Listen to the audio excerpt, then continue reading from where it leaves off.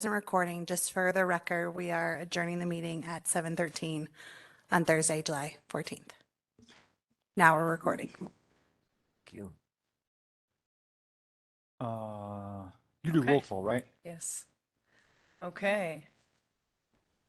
Roll call, Vice Chair Mole, Here.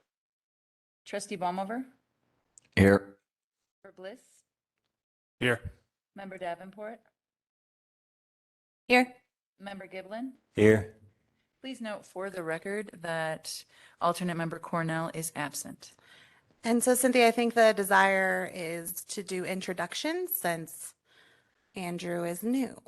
So do you want to start? Why don't you start, Andrew? Go ahead. Hi, everyone. Mark, didn't have a chance to meet you ahead of time. I'm Andrew Bliss. I live just down the hill on 3rd Street. I live there with my wife, Lucy, and 2 boys. And really excited to help out the town any way I can and excited to work with you on this board. Thanks. I am your new liaison, Trustee Baumhover. I will be observing and following your suit tonight. Clay. I'm Mark Mull. I've been on the board for a long time. But Debbie's been on longer. Whoa. I'm Billy Giblin. I've been on the BZA since 2018. I'm also on the PCA since 2020. And this is fun and much more laid back than those ones. I'm Debbie Davenport and member of the BZA. I'm Cynthia Vaki. I'm the Deputy Zoning Administrator for the town of Nederland. And I've probably met all of you. Yes. Yeah, I guess I'll go to Miranda Fisher, Town Administrator. Okay. Next is approval of minutes, which were in the email packet. We can have anyone comment on whether they think good or bad about the minutes, or we can have a move to approve.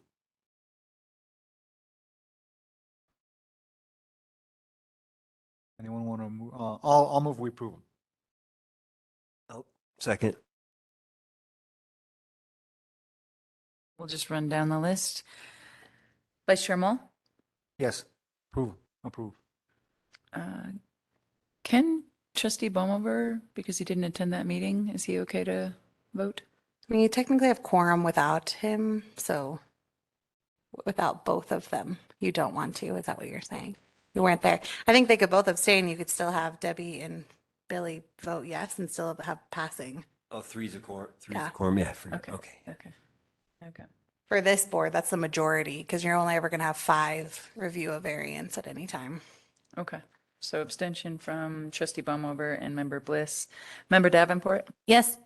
Member Giblin? Yes. Okay. Minutes are approved. Public comment on non-agenda items.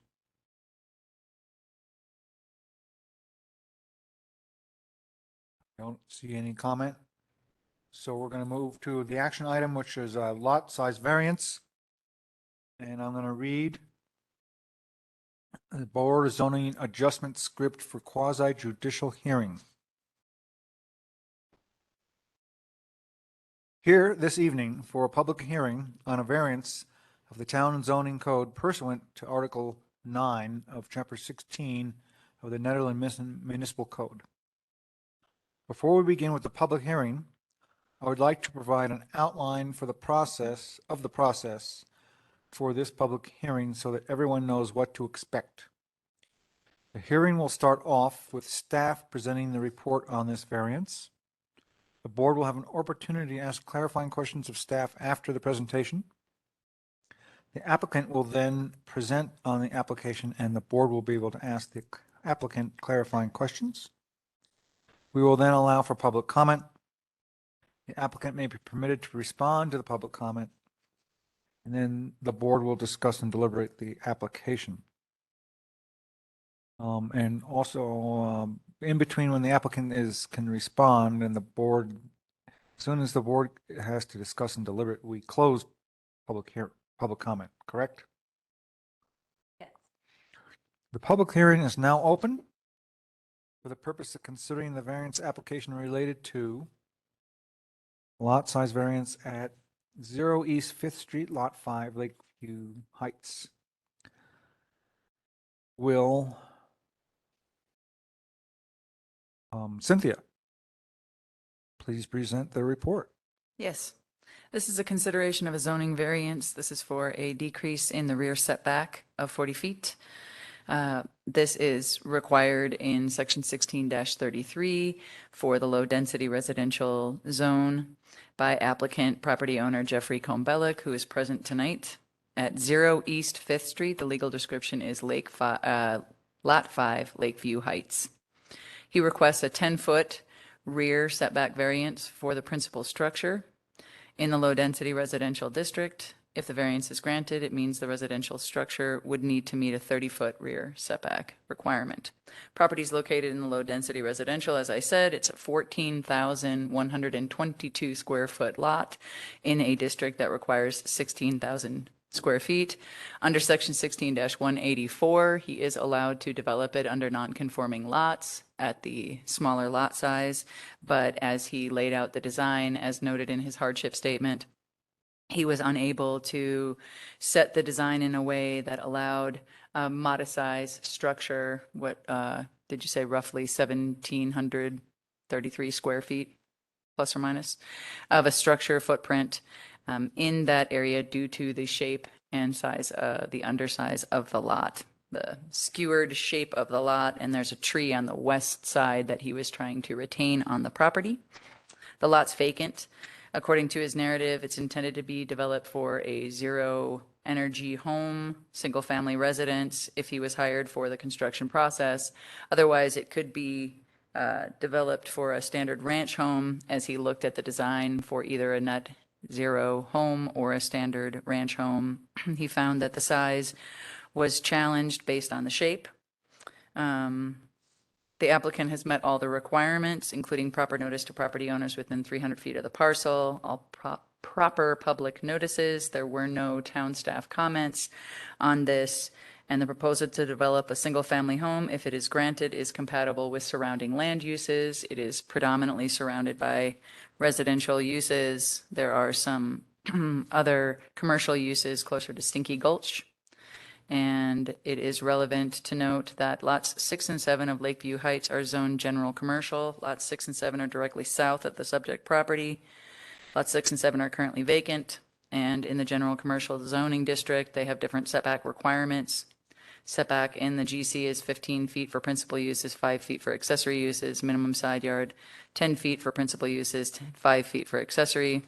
And lot 15 of Nederland Heights, which is directly west, is also zoned general commercial, but there is a residential structure on lot 15. So predominantly surrounded by residential uses. And that is the main consideration. As I said, it is a total lot size of 14,122 square feet in a district that requires 16,000 square feet. And he would propose that 10-foot rear setback variance to develop a single family home. Any questions for staff? Is there a requirement that there needs to be a variance for the non-conforming ladders? It's just for the setback. Good question. Just for the rear setback, section 16-184 of non-conforming uses does allow it to be developed on the undersized lot because it was not under the same ownership as other lots. When you heard a variance request last month in May for lot 2 of Lakeview Heights, that was had adjoining lots next to it, and that's why it came before you in part. This one is separated, its location from the lots that were owned in the Lakeview Heights subdivision. There's an existing lot to the west of Jeff's lot, and then Jeff's lot is sort of just a single lot hanging out there on the very end to the east.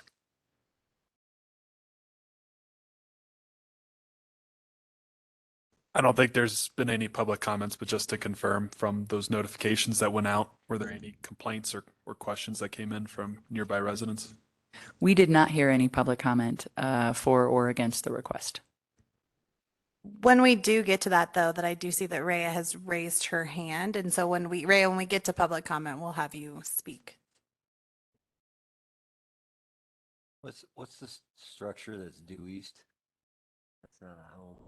Just looking at a picture on the aim here.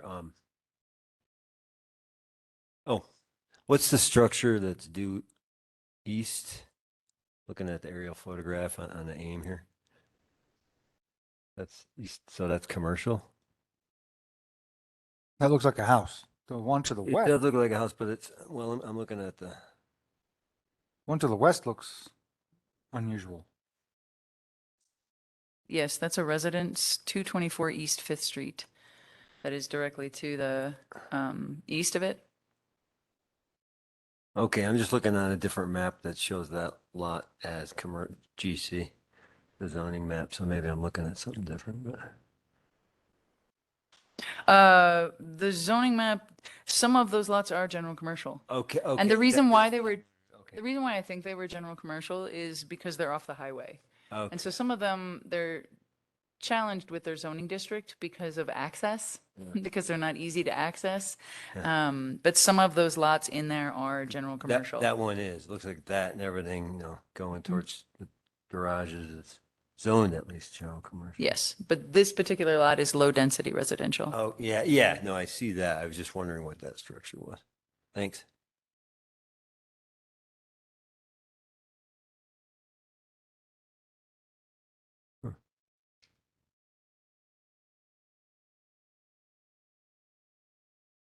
All right, so let's see.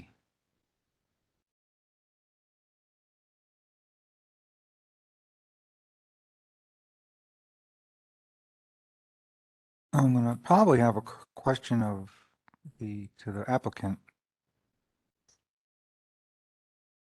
Do you want to have the applicant come up and Let's see Speak. if there's any more questions of staff.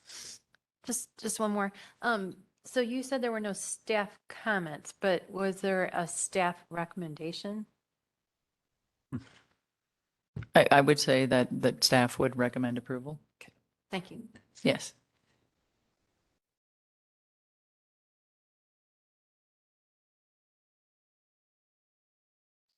Any more questions of staff? No more right now.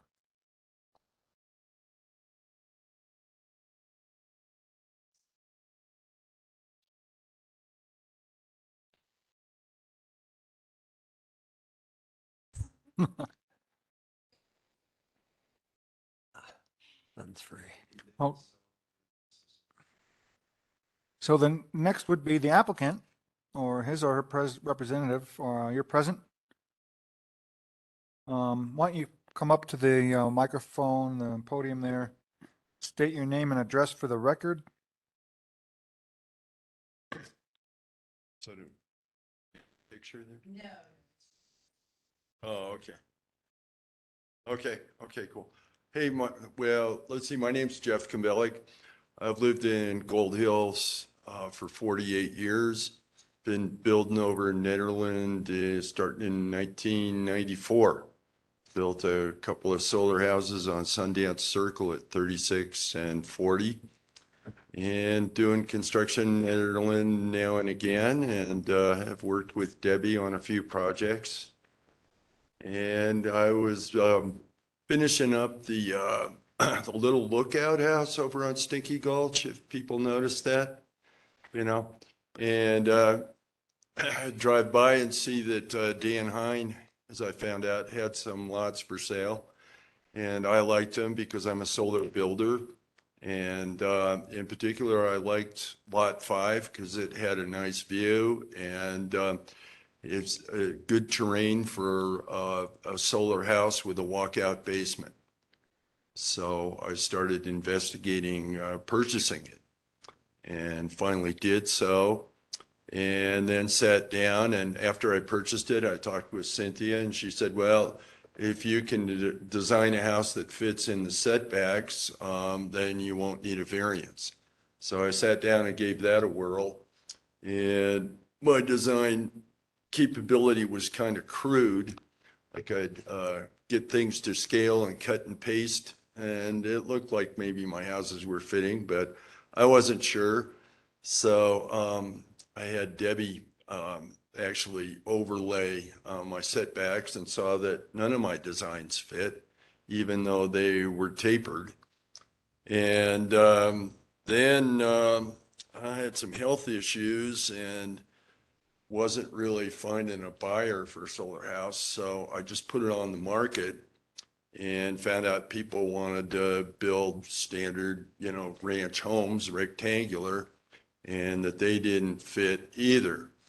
And basically, if I don't know what you folks have in front of you, but if you kind of look at where I say, I think it's page, how am I reading this? 15. I've got pasted a standard ranch home on the over the building envelope. And basically the southeast corner just doesn't fit because a lot tapers. A lot got one line like this and another line like this, and by the time you get down there, nothing fits. And in terms of design, the house has views to the east and to the south, so it'd be nice to have a bigger area on that part of, the design. Whereas everything kind of tapers down, you end up with a cramped kitchen, living, dining area. And also, if there's going to be a garage, which would be nice on the lower level, that garage ends up having a door that's under 14 feet in width. And then if you want a 10-foot deck out there, the deck's now down to, 12 feet in width. And anyways, that area of the design where you want the views and maximize everything is quite constricted. So with that in mind, I realized finally I'm going to need a setback. So here I am.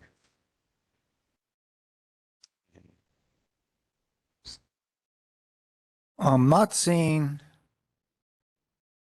So that's it, your presentation? Well, I could get, say more, but in a nutshell, that's the issue. If I want to sell the property, which at this point I'm inclined to do, I mean, I'm a little surprised. You'd think with all the high-tech people around down in Boulder, somebody'd want a zero energy home up in this nice location that has, all this access to all these outdoor activities, nice little town with all the amenities. I'm just surprised that, some Google person or other didn't jump on it. So the, as you're saying now, and Cynthia said earlier, you kind of looked at two options, net zero or standard, and it's really the market that's telling you what they want. Yeah, More yeah, than- we put it on the market. People came and said, I can't put a standard home, just on this lot. And, so that became a down in terms of selling. So, What's the square footage of the ranch that you overlaid in that one image in your application? well, I'm trying to remember. It's like on the order of 1,230. It's 28 by 42 is a standard ranch home, quote unquote. I could get my calculator out, but, That's ballpark's good. Thank you. and I don't see that, but it's not there. well, I didn't put those dimensions down there, but you can see below that image on page 15 what a tapered house looks like. And that tapered house doesn't even fit, So I gave it my best, but, Great guys. just didn't work. So And, really, I mean, if you think about it, I mean, if I were to come in here and had a surveyor or something or other, I could just say, I've got this tapered lot. Well, I kind of want this over to there. I just want a building envelope that's more rectangular. And it's really just that southeast corner that basically I need, I mean, according to calculations and stuff I did with Debbie, I need over 7 feet. So I figured I'll just go for 10. That gives, you know, some leeway. The other thing that happened in the design process was I found out my surveyor said he needed 6 inches of margin of error either side of, you know, on all sides. So that constricted the building envelope even more. I have a question for Miranda or Cynthia. So if the variance is granted, regardless of whether Jeff develops it or he sells it, does that go with the property or does that? Yes. Okay, so that's from here on out, if 5 people buy it, sell it, that setback will be available to covenant. whoever. A covenant Yeah. that runs with the property, Thank you. for sure. Okay.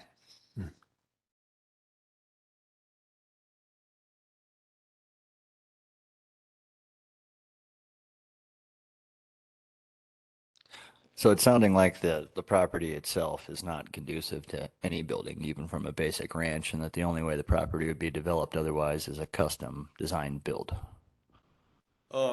Yeah, you know, and I even looked at building something that had the shape of the building envelope that, you know, tapered down and stuff, but I'm a builder. I've been, you know, building since 1984. And that style of construction gets kind of, you know, expensive. Yeah, And expensive. I don't know. You know, it's unusual. And plus, like I said, when I get down there to the kitchen, living, dining area, that's a really tight space to design for. The other thing that happens is because, you know, you want a certain amount of square footages is because the house starts tapering, the house got to get longer.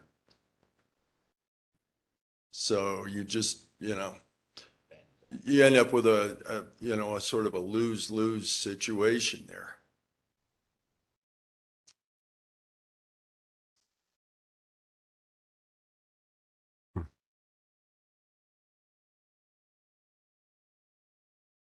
Yeah.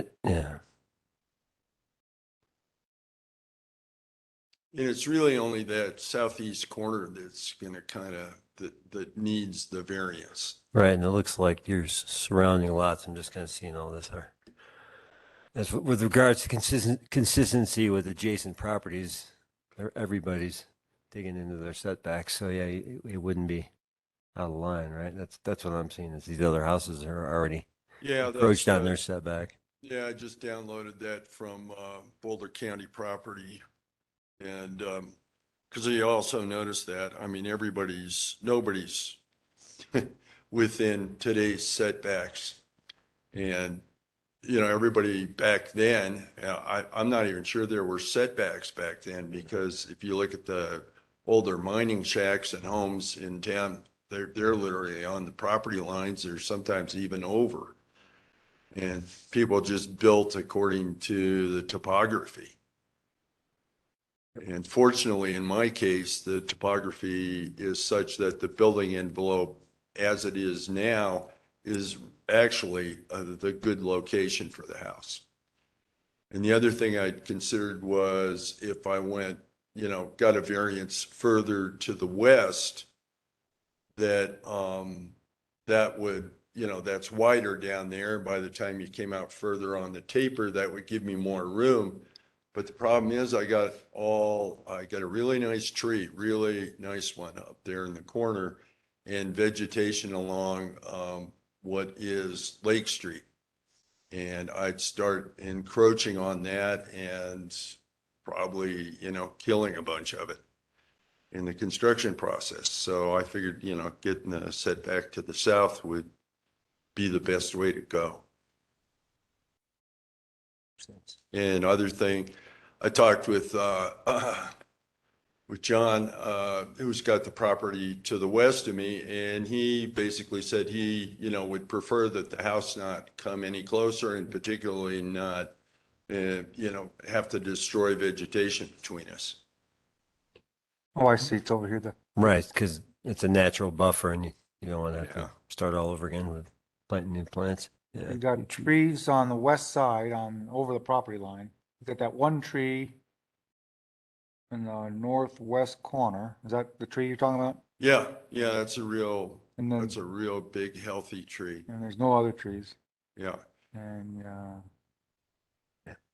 okay, so the southeast corner. Okay, Yeah, so the southeast corner is what, what I'm having problems with. so the variance would have to be to the east and to the south, No variance needed on the east side. just to the south. Just Yeah, that, yeah, just the south. that.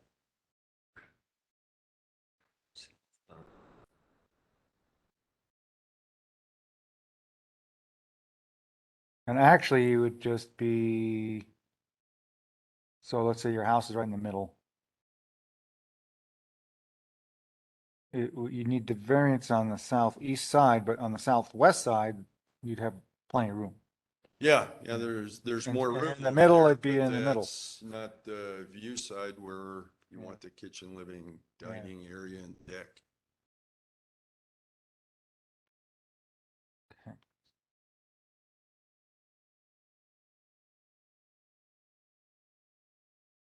And I don't know, another side note perhaps of interest is that I was looking at having a garage, on the lower level because it's quite convenient. And that driveway would not meet town grade. So the idea was to have a dual drive with parking above the house, which is the upper levels, basically where the master and kitchen, living, dining area is. So that's where you'd want to come in anyways. And then that drive down to the basement or to the garage would be secondary. And the fire chief said that would be just fine, that he wasn't concerned with the grade on the secondary drive to the garage, that all he needed was one drive that met code. And frankly, we're so close to Fifth Street, that and the fire hydrant's right there on Fifth Street. You can just fight the fire from up there. Yeah. Were there ever a fire? So, Oh, so right now there's a driveway, huh? well, there's no driveway in place. Oh, okay. But, Oh, there is not, No okay. place to put it. yeah, no, the lot's totally undeveloped. Okay.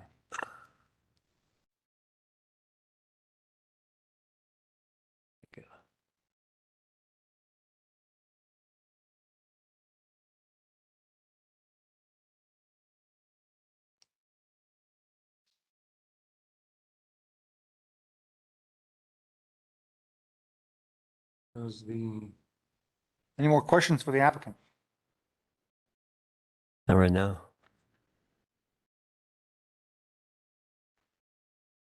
Let's open to public comment. Is there somebody up on the, Yeah, Rhea. Good evening, everyone. This is Rhea Roble. I live on Moon Gulch Road in near Rollinsville, 80422, owner of Lot 6, directly south and downslope of Jeff's property. I first have a clarifying question, which I believe I know the answer to, but I just thought I'd double check with staff. There is a 20-foot wide utility easement on the easterly lot line of Lot 5 and 6, and it's my impression that that would not really be affected by this plan or be impacted by the variance request. Is that correct?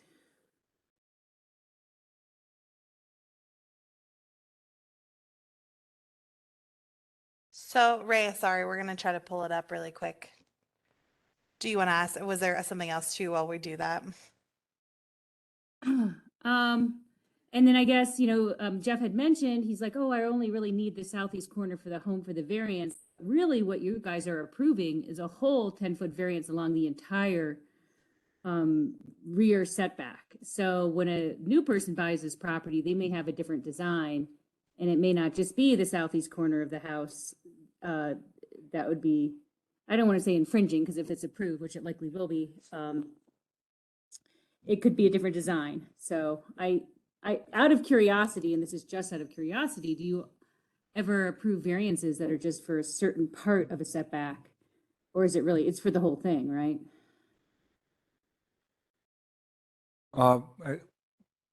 We've approved them all different ways.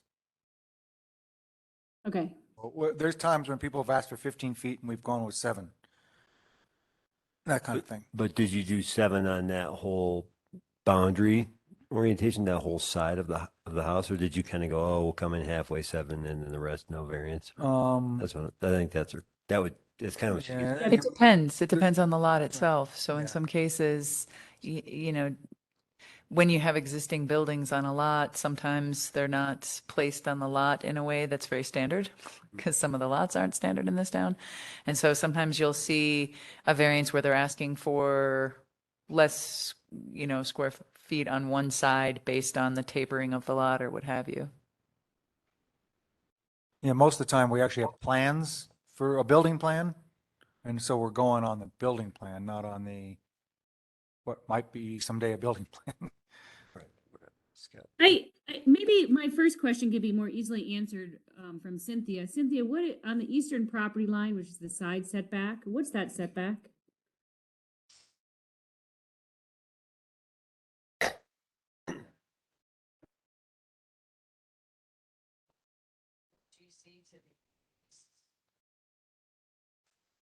If that lot to the east is general commercial, those setbacks are different than the low density residential setbacks. No, on Jeff's lot, on lot Jeff's lot. 5. Yeah, is it 30 feet or is it, right? Give me a second here. I think this is probably all a moot point because he's not even asking anything on the east. I just want to make sure that utility easement is preserved and nothing is going to infringe on that utility easement, which I don't think it is. I'm just trying to confirm that. Yeah, sorry, I just want to look at it. No, so the utility easement would remain where it's platted. Yeah. And yeah. therefore would need to be taken into consideration. Right. Well, as the owner of the general commercial lot with very small setbacks, going from a 40-foot setback to a 30-foot setback, actually, we don't have a problem with, my husband and I, and so we do generally support this variance request. Well, good. And I guess it's up to you guys all as a board, whether you decide to request, accept the variance along the whole lot line or just a portion of it, which is really, it seems to be the problem issue because of the tapered nature of the lot. And that's it. Thanks, Rhea. Yeah. Easement generally cannot be built upon or encroached upon, just by definition. Correct. And that's where it's platted, of course, and then we wouldn't change the location of that. And Mark, I believe unless Erica, you have any public comment on this, that would be the only public comment for this evening. Thank you, Erica. It's Rhea. Rhea. And I don't think Erica is. Erica's for No the comment from next, Erica. for later. Yep. Solar. I believe. So you could choose to close public comment if you wanted. Board members, are we okay to close public comment? Public comment is closed. Board members.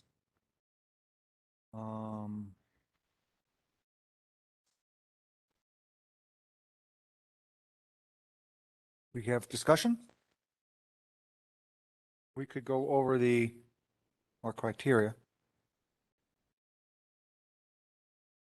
So just kind of point of order, you'd want to use this time to ask any further clarification from Jeff as the applicant. And then if there isn't any, then you'll close the public hearing altogether and then you'll start your deliberation as a board. So this would be the time to ask anything else of Jeff. So really, I mean, just kind of consistent with what Ray is talking about. you're probably going to sell, like you're not looking to build, you're probably going to sell, or you just don't know at this point yet. What, or you want this so that you can build and then sell the house. Well, basically, given the economy here, I think I'm gonna sit on the property until next year. That makes I think sense. next year it'd be a good time to build. You know, in terms of like lumber prices have been ridiculously high, et cetera, et cetera. I think things will stabilize They will. and come down, and we won't have quite this construction madness going on, and it'd be a good time to build. So otherwise, I'll sell the lot if I don't find somebody interested in building a zero energy home, or if I don't find financial backing for a spec house. Cool. So ultimately, I mean, not that it matters and you get to do what you want, but to answer Rhea's question, it just depends. Can't answer it. It's either going to be a ranch and it'll come down in that one corner, or if you keep it, it will likely not, eat up all of that 10 feet, the whole property line. But if you end up selling, it's hard to say. Ray's concern is that if it's 10 feet, then If you reorient the house, start sliding Yeah. around or whatever, but then I just run into the same tapering problem if the house slides east. So, I mean, the house really wants to be as close as it can to the northwest corner and then build off of there. Yeah. So that's the way I see things. Yeah. You know, like she's saying, who knows what someone else might come up with. You might have, if I sell the lot, you might have someone else come in here and want, additional variance for some reason. I don't know, but that'd be their problem. yeah, makes sense. Thanks. Before you sit down, I have a question. Sorry. Sure. Do you have thoughts on Rhea's idea that she floated out there of some kind of modified variance that provides an additional 10 feet on that eastern side where you're having issues fitting a standard ranch home, but then provides less setback on the western side of the property? Do you have thoughts on that? And specifically, I think you mean like on the eastern side of the southern border versus the western side of the southern border. Thanks. Yeah. That's what, I don't know. I just don't see anything going over there. It just gets too narrow. I mean, somebody might build a shed or an outbuilding or something or other, but they'd have to be within setbacks. And Where are you talking about on the east? to the east side of the lot. So I think what she was suggesting was providing you relief on the eastern side of the parcel. And I don't even know if the board's interested in this or how possible it is, but if the 10-foot setback was provided to you on the eastern half of your property, let's say. eastern half of the southern border. I think. Yeah, thanks. Yeah, so the eastern half of the southern border of your property, you got an additional 10 feet. But Well, it's like I was saying at the beginning there, if we want to do some sophisticated surveying and, we'd have to come in here and start, what do you call it? Putting out, points and everything and configuring a rectangular and saying, hey, this is what we want. Simplest seemed to be to just take that south, boundary line or building envelope line and just get 10 feet and scoot it 10 feet to the south. That seems like something that, is readily approvable here rather than getting into some technical surveying. Yep. Thank you.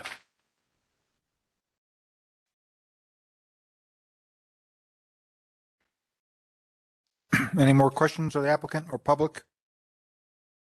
Okay, so now I'll No. close public hearing. And now it's only discussion amongst ourselves. And then we could always go right into the criteria. Let you guys ponder and then let me know.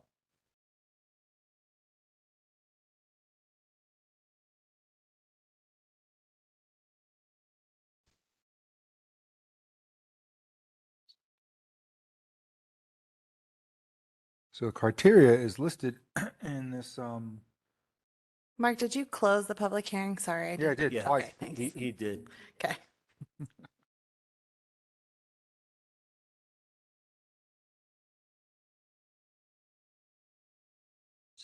Criteria is listed on 5.1 lot, the variance application.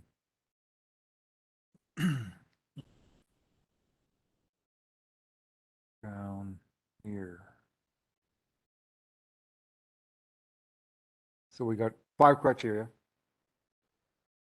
First one, and it's spelled out in section 16-232.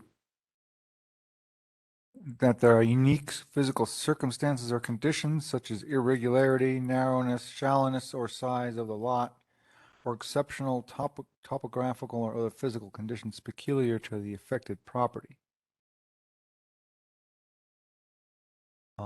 So we have to think if that's the case or not. Go straight. Yeah, I'd say that because of the steepness of the lot as well as the irregularity, because it's not rectangular, it tends to be a little more challenging to develop it with a standard rectangular building and a deck. Right.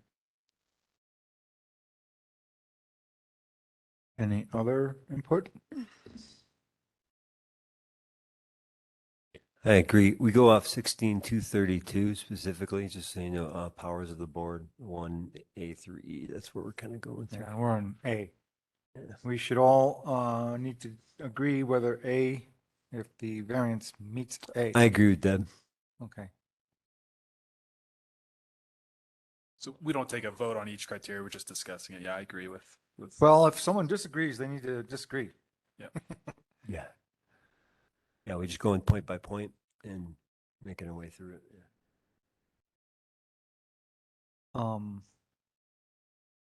I think you could put a house there, but it would be, looks like our applicant has done a lot of the homework for us and kind of try to see what would be there and what couldn't be there and what, with the variance, what you can put there is a lot better than what you would have to be put in there Simpler. without a variance. Due to what Debbie mentioned, the hillside steepness and the shape, plus what the applicants mentioned in terms of if you're going to put a solar house, you need good like solar exposure and all that stuff. Criteria B is that because of such physical circumstances or conditions, the property cannot reasonably be developed in conformity with the provisions of this chapter. Similar to A, but similar to what I was mentioning. Anyone, how you feel on number B? Agree. I agree. It's consistent with A. Particularly the garage, because the garage needs to be over on the east side, can't be on the west as far as the driveway constructability. And so if it's on the east, I mean, you might as well, you're going to be very limited in the size of the garage. So it'd be hard to justify even putting it in there if you don't have some kind of a variance, because I know that Jeff did study that pretty extensively and tried to come up with a reasonable solution, and it was pretty challenging. Anyone feel that we disagree that he passes?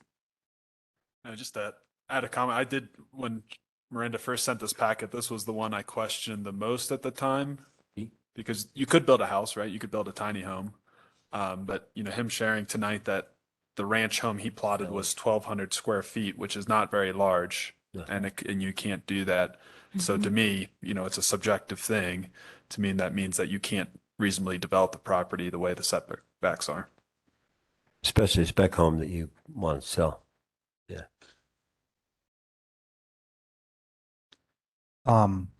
Criteria C, that such unnecessary hardship has not been created by the applicant.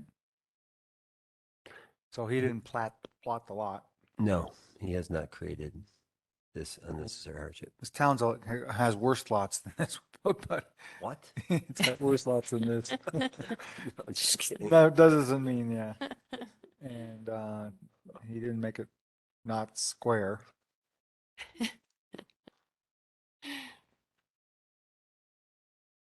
So I think he fits criteria C. Criteria D, that the variance if granted will not alter the essential character of the neighborhood or district in which the property is located, nor substantially or permanently impair the appropriate use or development of adjacent property. Sounds like he's going to meet criteria D and that his neighbor concurs. But it's too late for her to say anything else. Well, but yeah, I think ultimately she does. She pointed out, she brought up some good points, but the essential character of the neighborhood, it's pointed out that his neighbors encroach on their setback, so he'll fit right in. Yeah, which is Setbacks, so if you're right up against commercial with 15-foot setbacks, it's not going to affect that area. their commerce. Yeah. Well, it seems like it might good. be less in character to have a trapezoidal shaped house that followed the lot lines and was more, that would not be in character with the neighborhood, I would think. Agreed. Agree? Yeah, agreed. So I think he fits in Satisfied. criteria D, and the final category E, that the variance, if granted, is the minimum variance that will afford relief and is the least modification possible of this chapter's provisions which are in question. So when they made variances, they have them going around the property lines, and like I mentioned earlier, we have done some kind of custom variances where we allow somebody to build a deck, but it's got to be in a certain spot, that kind of thing. And sometimes people have asked for more than we've given them, but they've gotten what they got and we're able to work with it. So is 10 feet too much? Is 10 feet not enough? It seems, I mean, he said that he needs at least, I can't remember, he needs at least 7.5 feet. Can't remember which trade told him that. He needs at least 7, he needs at least 7 feet, and then he needs the 6 inch. The surveyor said he needs that 6 inches of margin. So, I mean, you're at 7.5 feet, but it's over 7 feet. So, I mean, 10 feet seems okay. The only other thing You we could shave do, it down to 9. I just don't know if that really matters. the only thing we could do if we wanted to get more complicated would be to say that the 10-foot variance is only for the eastern half of the property line.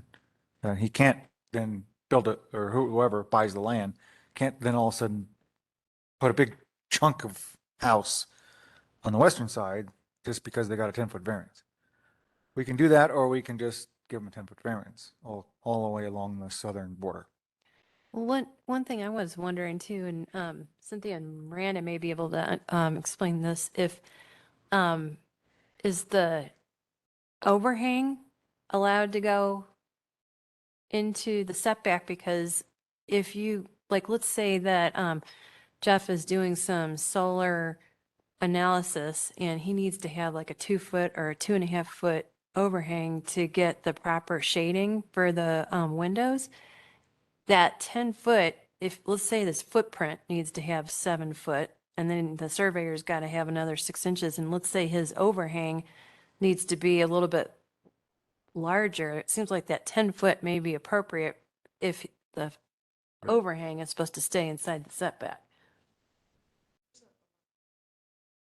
There's allowance for projections from buildings. It's section 16-74. Cornices, eaves, canopies, sunshades, gutters, chimneys, flues, belt courses, leaders, sills, pilasters, lintels. Ornamental features and other similar architectural features may project not more than 3 feet into required yard or into required open space as established by coverage standards. So there is an allowance to naturally do so with architectural features, specifically architectural features, not like a deck. But yeah, I do think it's good to take that into consideration, the overhang.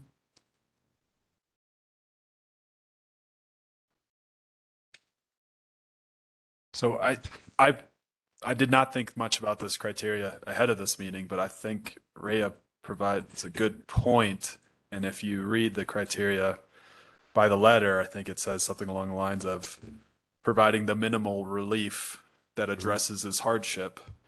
And if you go strictly to that definition, my thought of what you suggested of the variance on the eastern half would be more to the letter of that criteria. Okay. Any other comments?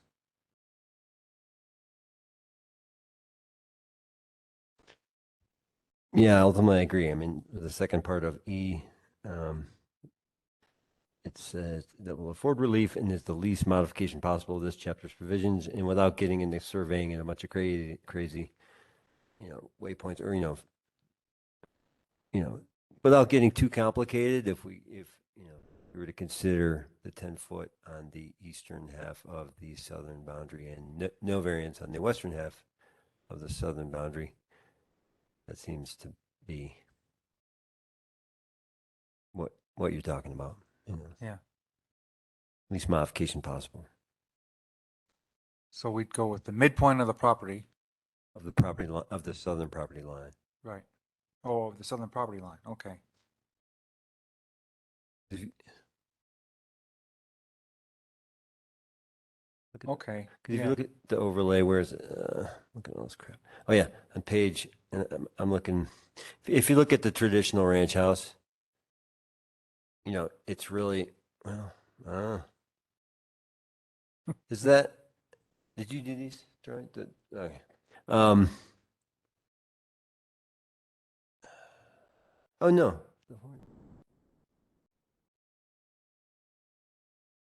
Can't really tell where the 40. Do you want to see this?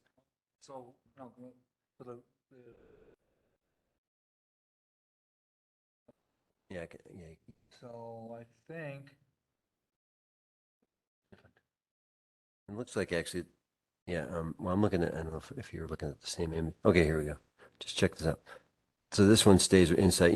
The reality is though, he does kind of, even with that ranch, because there's a little bump out, which I don't really know what that is, but which is probably, I don't know, maybe midway is like just barely enough, or maybe not quite enough. So I don't know if we need to I guess go with the whole southern boundary or go like a little farther. I would have one comment here, coming also from the perspective of the applicant, also being a builder. Debbie is also an architect. The idea of putting a midpoint on a property line and then having whatever architect surveyor comes in, any individual that might buy this, as well as the grade of the property fitting in the road, having that driveway meet grading requirements for the town of Nederland, preserving the tree.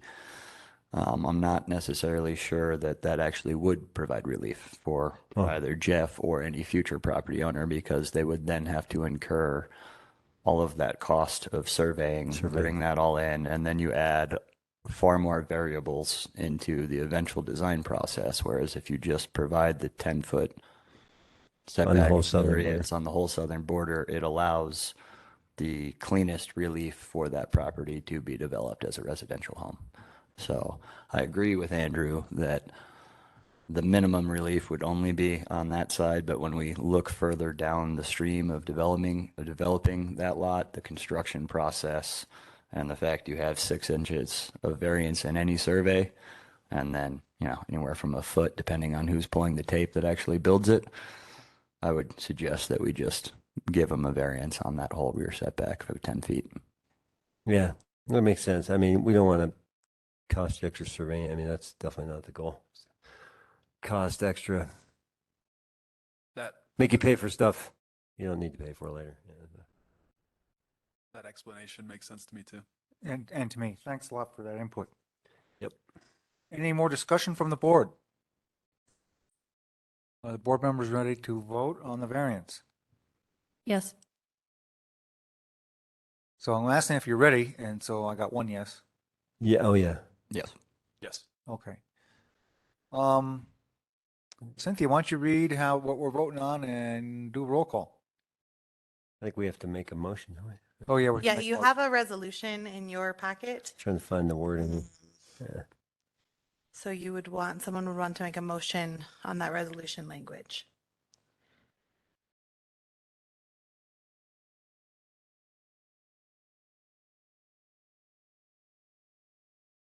Well, I'm typing on my Here, computer. this- It's not I doing was on anything. the It's wrong. page 35 of Sorry, I was on the wrong. I don't have page 3. of the whole packet. Oh.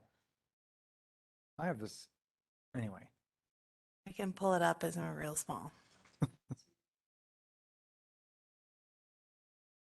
You're going to email it to me? Oh, okay. Now I got to do this. Oh, look. Uh-oh. Another Miranda Fisher showed up. Motion to approve BZA Resolution 2022-03, resolution of the Board of Zoning Adjustment of the Town of Nederland approving a variance for Lot 5 of Lakeview Heights. I'll second it.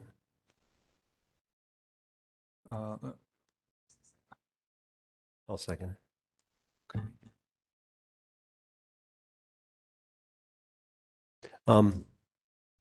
Wasn't the third thing we saw last time we met 2022-03? So that resolution never came back to you. Oh, okay. That's the application that was pulled. I just want to So- make sure that those numbers, okay, I didn't want to have two numbers. Yep. Two things. With Good clarification. Okay, so we have a motion by trustee Baumover, second by member Giblin, and we'll go down the list. Vice Chair Mall, Approve. trustee Baumover, Approve. member Bliss, Approve. member Davenport. Approve. Member Giblin, Approve. motion passes. Thank you. Dude is hammer happy. I go home with a headache. Thanks. So Jeff, as soon as it's signed, we'll then record it with Boulder County and then we'll send you that recorded copy. Great. Yep. Congratulations.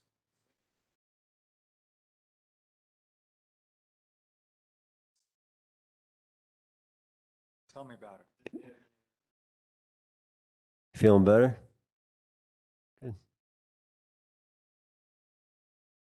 Doesn't sound good. Yeah.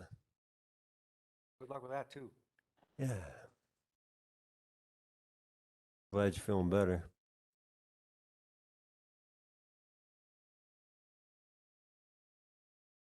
Your application was really helpful. Thank you.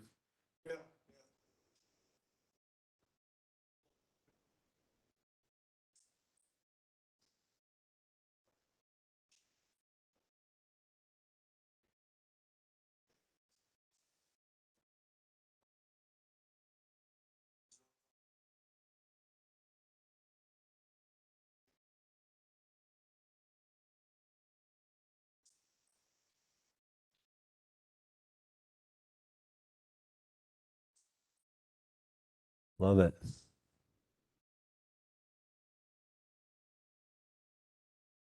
It's climate change homes.us, is that what you said?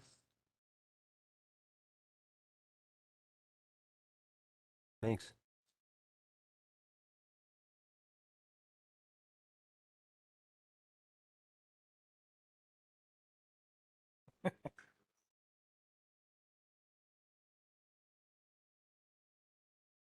Like it.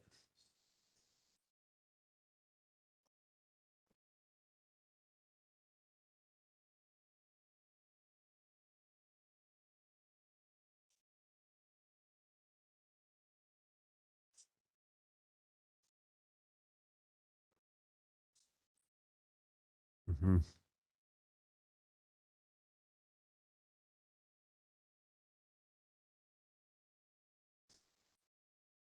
We,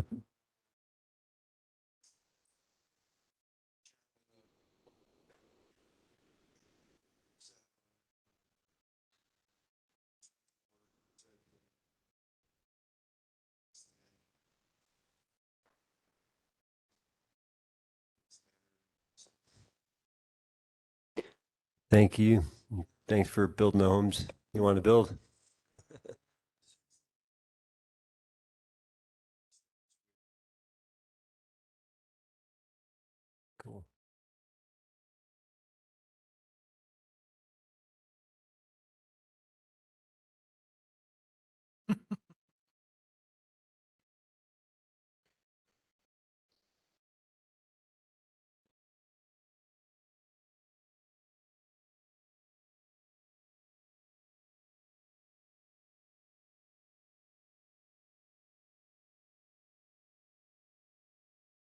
Mhm.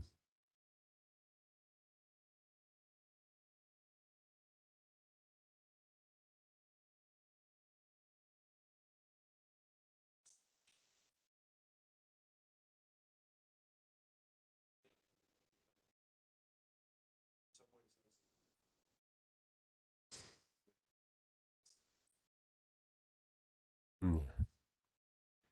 Yeah, but we had about 6 times before that where there was nothing going on. Yeah. We didn't even meet.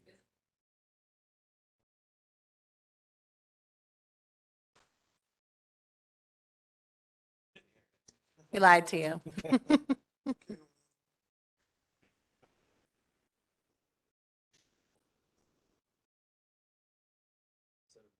It's good. Thanks for your time.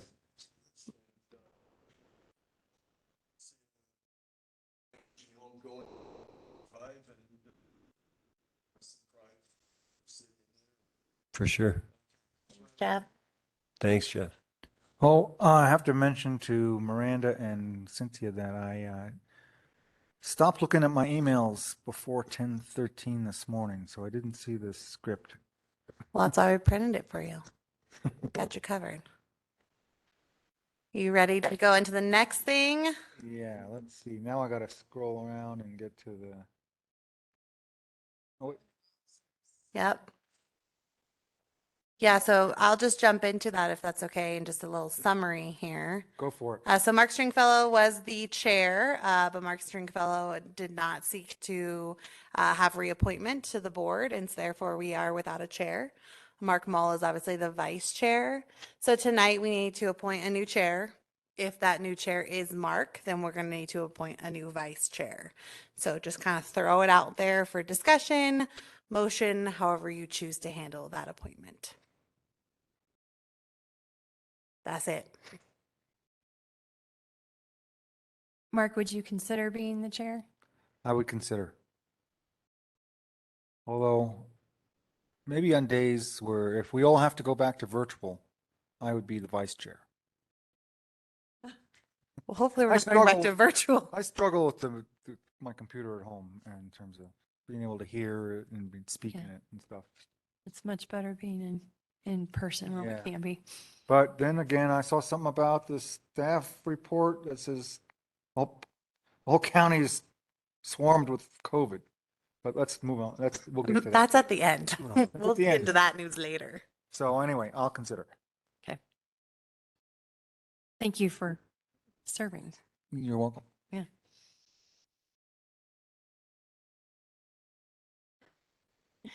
I would caution that, and I don't know if Trustee Baumhover is interested, but typically we do not have board members serve in those positions. And so I thought Jonathan was interested anyways, but it's just left to the rest of you here. And then also Roger Cornell is your alternate, and he would also not maintain one of those positions. So it's really the four of you. Oh, I guess go ahead. Well, I'm the newbie, so I don't feel comfortable jumping in to be vice or chair. I'm not sure if Mhm. Debbie or Billy would be interested. I'm good. I guess I mean, I haven't thought about this honor at all because I'm running for mayor, so I kind of have That was gonna focus on other things right Right. now. well, So should we I mean, obviously, if I win, then I won't be on the board at all. If I lose, then I might consider that honor at a different time. Okay. I guess we could do nominations and seconds for chair and the vote, and then we can do nominations, seconds for vice chair, and then vote. So anyone want to nominate anyone for chair? I would like to move that we have Mark Mull as our chair. Any seconds? I'll second that. Mark, I'll second for Mark Mull. Debbie and then Billy, seconded. I guess you can do a roll call? Or, yeah.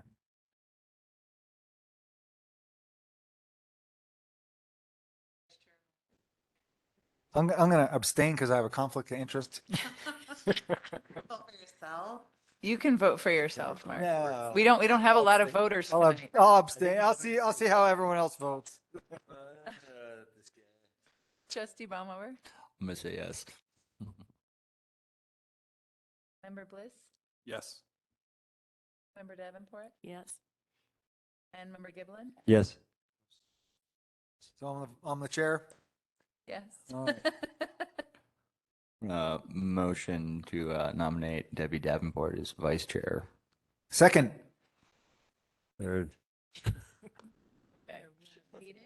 That was Baumover with the motion, and who was the second? Wow. Okay. Oh, look, we're opening you up to the officer class. Okay. It just goes to show, Debbie, if you stay in something long enough. Okay.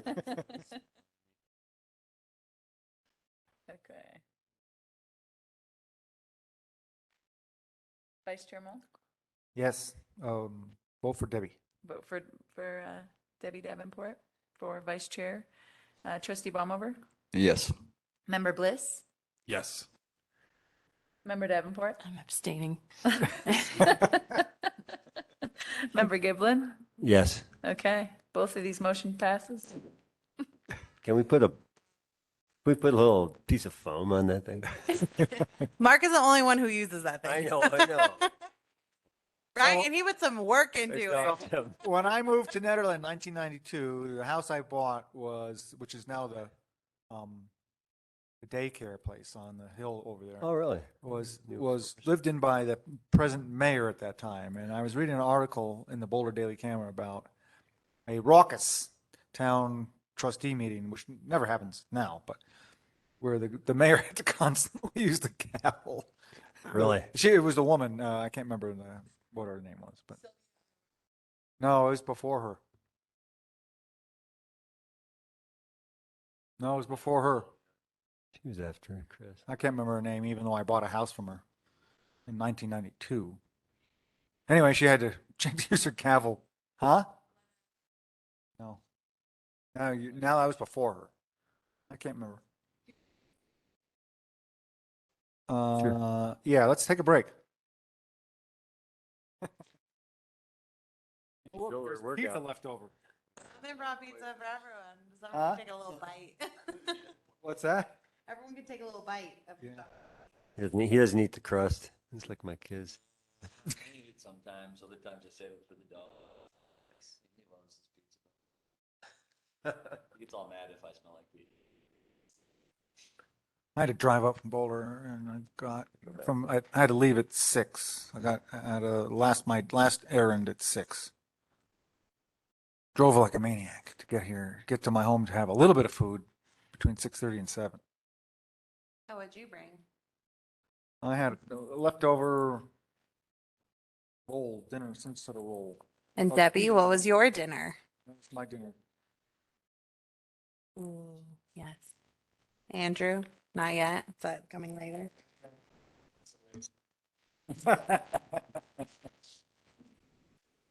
I had a super late lunch, and so it's just kind of snacked after that.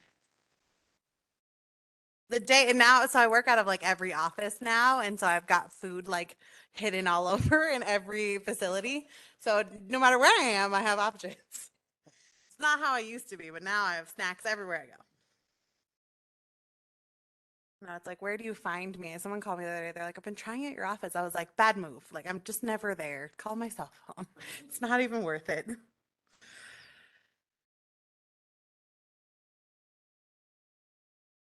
All right, so we did officers, and then we have a solar subcommittee. Is that? That's going to be a presentation by Cynthia. Oh, by And I'm going to pull it up here. It's going to be hard to see though. So get your Erica left and maybe coming back. We're not sure. But Eric was just here for emotional support for Cynthia, but Billy is also on this same subcommittee. So Billy can chime Right, in you as told me needed. about this. Yes. So. It's actually here in my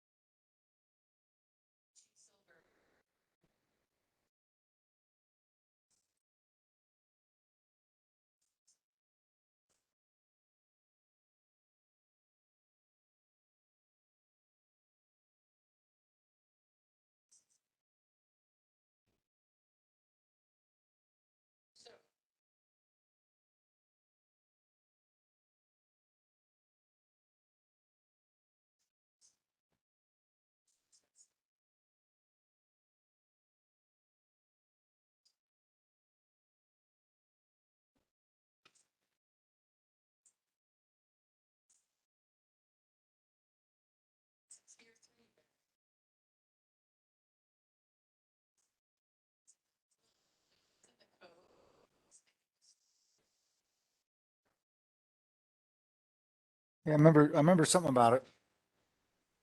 I've heard of it, but I can't remember. Yeah.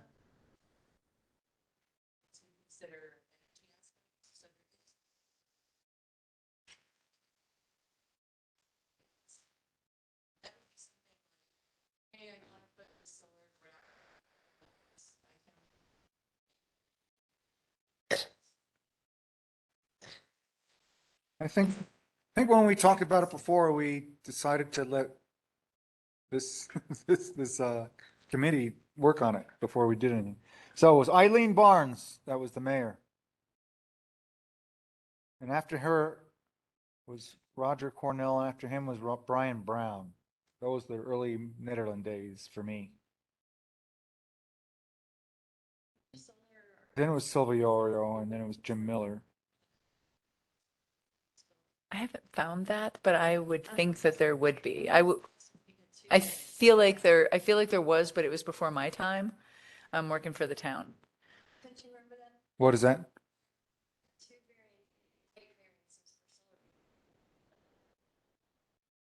I feel like that's probably true. It's probably true. I don't remember it. It would have been a while ago. It would have been a while ago. They're solar, yeah, it's a flat roof, and so they're actually sandbagged up there, I think, or something like that. They're gonna, Bolted in, you understand? right, yeah, it's very interesting. Hi, so we are there. You can see it. All right. You'll just need to tell me next slide when you're ready. Okay. So Mark, whenever you're ready, we can Okay, get going. let me get out of the Google of list of mayors, town of Nederland. Looking at that the other day. Do we have any public? Still No, Erica had to jump off. Okay, so So it's just y'all are, we're all alone. okay. She So may now- try to jump back on, but There's no one to complain about the slideshow. nope. And if you are over here and you can't see, you just got to squint or you got to walk over Or you there. can walk over. Yeah. So those people who were here last time, their house is jacked up, so. 5 West Yeah. Third Street, yes. They've got building permits. They've got and foundation issues. They've got, yeah, but they're in compliance. Because what they're doing is all within Yeah, The their scope of permit. a building Yeah, permit, they've exactly. pulled, drape the building and build another one. probably.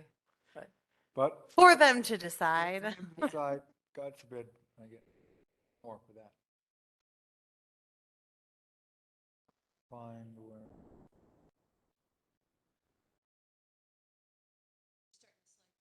Yes. Yesterday. Okay. So as I noted earlier before Billy came back, and he knows all about this because he sits on the planning commission, we presented it to the board put it before the planning commission. Planning commission wanted to make a subcommittee. I think we thought that it You was also going. presented it loosely, you presented it lightly to the BZA too. I spoke about it. Yeah, you talked about it. I spoke about it at the January meeting, and said we were looking to consider how to remove barriers to improve solar capacity in the town. And so I spoke about it at the January BZA meeting this year, but I didn't have slides prepared. I made the slides. These are not the slides. These are not the droids you're looking for. I made slides earlier in the year, and they're much longer. This was a more condensed version. So when we were considering what are barriers within the zoning code specifically, this is the solar subcommittee's recommendations. Next slide.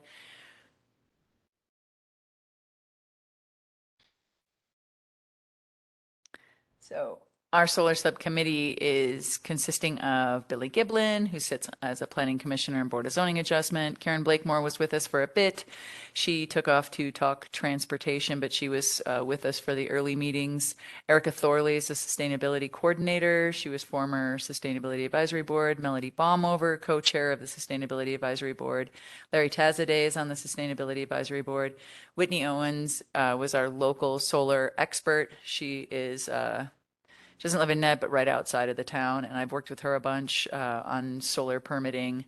She works for Namaste, and she's worked with COSA, which is a solar group that writes codes, and myself. We met 5 times from April to June 22nd, and we went over the aspects of the original slides that I made. So originally, so part of what the solar industry sees as barriers is a lack of mention. So where solar is not mentioned and or there are specific parameters that make it hard to add solar energy. In our case, in Nederland, we have a lot of not mentions. So we don't have much mention in the code about solar, if any. So we started with definitions, recommended definitions for solar energy. These were taken from SolSmart's website, and we tweaked it in the subcommittee to fit Nederland. But these are pretty standard. So solar energy system, any device or structure or design feature whose primary purpose is to provide for the collection, storage, distribution of solar energy, or for space heating, space cooling, electricity generation, or water heating. A solar energy system accessory ground mount is a solar energy system structurally mounted or ballasted to the ground. It is not roof mounted and whose use is incidental to the use of the lot or the principal building located on the same lot. So it's not the primary use. We're separating that from, say, like a community solar garden. Solar energy system building integrated means a solar energy system that is an integral part of a principal or accessory building rather than a separate mechanical device replacing or substituting for an architectural or structural component of the building. Building integrated systems include but are not limited to photovoltaic or hot water solar energy systems that are contained within roofing materials, windows, skylights, awnings, and parking canopies. Continuing definitions, solar energy system large scale means a ground mount solar energy system occupies more than 40,000 square feet of surface area and is the principal use on the lot. So that's saying a community solar garden. Solar energy system medium scale is very similar. Ground mount solar energy system occupies 40,000 square feet of surface or less, and it is the principal use on the lot. Solar energy system small scale means a ground-mounted solar energy system that occupies up to 1,750 square feet of solar panel surface area or solar panels that are mounted solely on the existing roof. Small-scale solar energy systems are considered an accessory use upon the lot. And the only size limitation that we talked about for roof-mounted solar was for fire code pathways to be adhered. We wanted to support as much solar as we could, so we didn't want to say you're limited on this much of your roof, with the exception of the fire code pathways. Solar energy system roof mount means a solar energy system structurally mounted to or ballasted on the roof of a building or structure. So we have no definitions at this point. These are just recommended industry definitions that we have tweaked in the subcommittee. And for medium and large scale ground mount systems, what our subcommittee had discussed was requiring special review use because they are so large. We talked about, even though we want to support solar, we also understand that some people, like myself, I would love to have a community solar garden as my neighbor, nice and quiet. Some people wouldn't like that. And so we talked about that going as a special review use, which would go before the Planning Commission. They would make a recommendation to the Board of Trustees. Oh, sorry. I'm moving on and not saying next slide. You got me. I'm like following my slides. Thank you for reading me. So on this next one, we're looking at building height. This is of primary concern to the Board of Zoning Adjustment. So this is something because we are looking at height specifically. So rooftop solar systems, what the subcommittee had recommended. Roof-mounted systems must be mounted as flush as possible to the roof. In order to achieve proper solar orientation, panels may exceed the height of the roof line and consequently the maximum height permitted in the zoning district by no more than 5 feet as measured from the roof deck. For buildings that are already above 35 feet tall, mounted panels may reach a height of no more than 40 feet tall. Solar panels proposed to go above 40 feet in height must apply for a variance to exceed the height standards. Ground mount systems are not an issue. They wouldn't be planned to exceed the allowed accessory height for the zoning district. So this recommendation of 5 feet is very common in a lot of municipalities that we looked at. It was pretty standard. When we had the solar expert, she had noted that a lot of times to have ventilation under the panels, you need about 3-4 feet. So we went with 5 feet as a standard. Billy, did you want to add anything? Yeah, she said generally, the panels these days are not going much higher than 3 feet or so. And when we talked about this, because I really had a hard time, agreeing to the going higher than the maximum building height, but ultimately Whitney's logic made the most sense. And we all agreed, like with a sloped roof, it's kind of moot because they generally are going to, no, not always, but generally are going to be flush and generally aren't going to go higher than the eave than the the eave, than the top of than the ridge. The flat roof is where it's more of a deal. And the reason we tied it to the roof deck versus the top, in case if there's a parapet going around, little some kind of wall going around the top of which are often is of a flat roof building. Generally, you're going to have the 3 foot of clearance or whatever for fire anyways. So, and Whitney agreed, they would set back enough that that parapet often doesn't block the solar. So, but we said go 5 feet from the deck of the floor, the deck of the roof on the flat roof.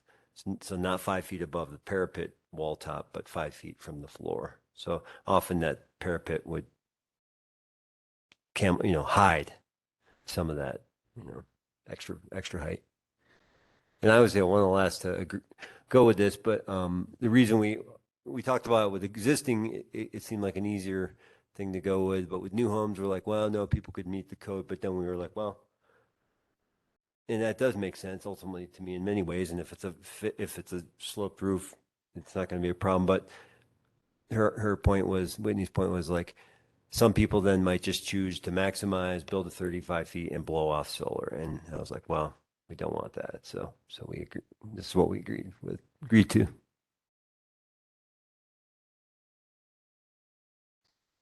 Somewhat related question.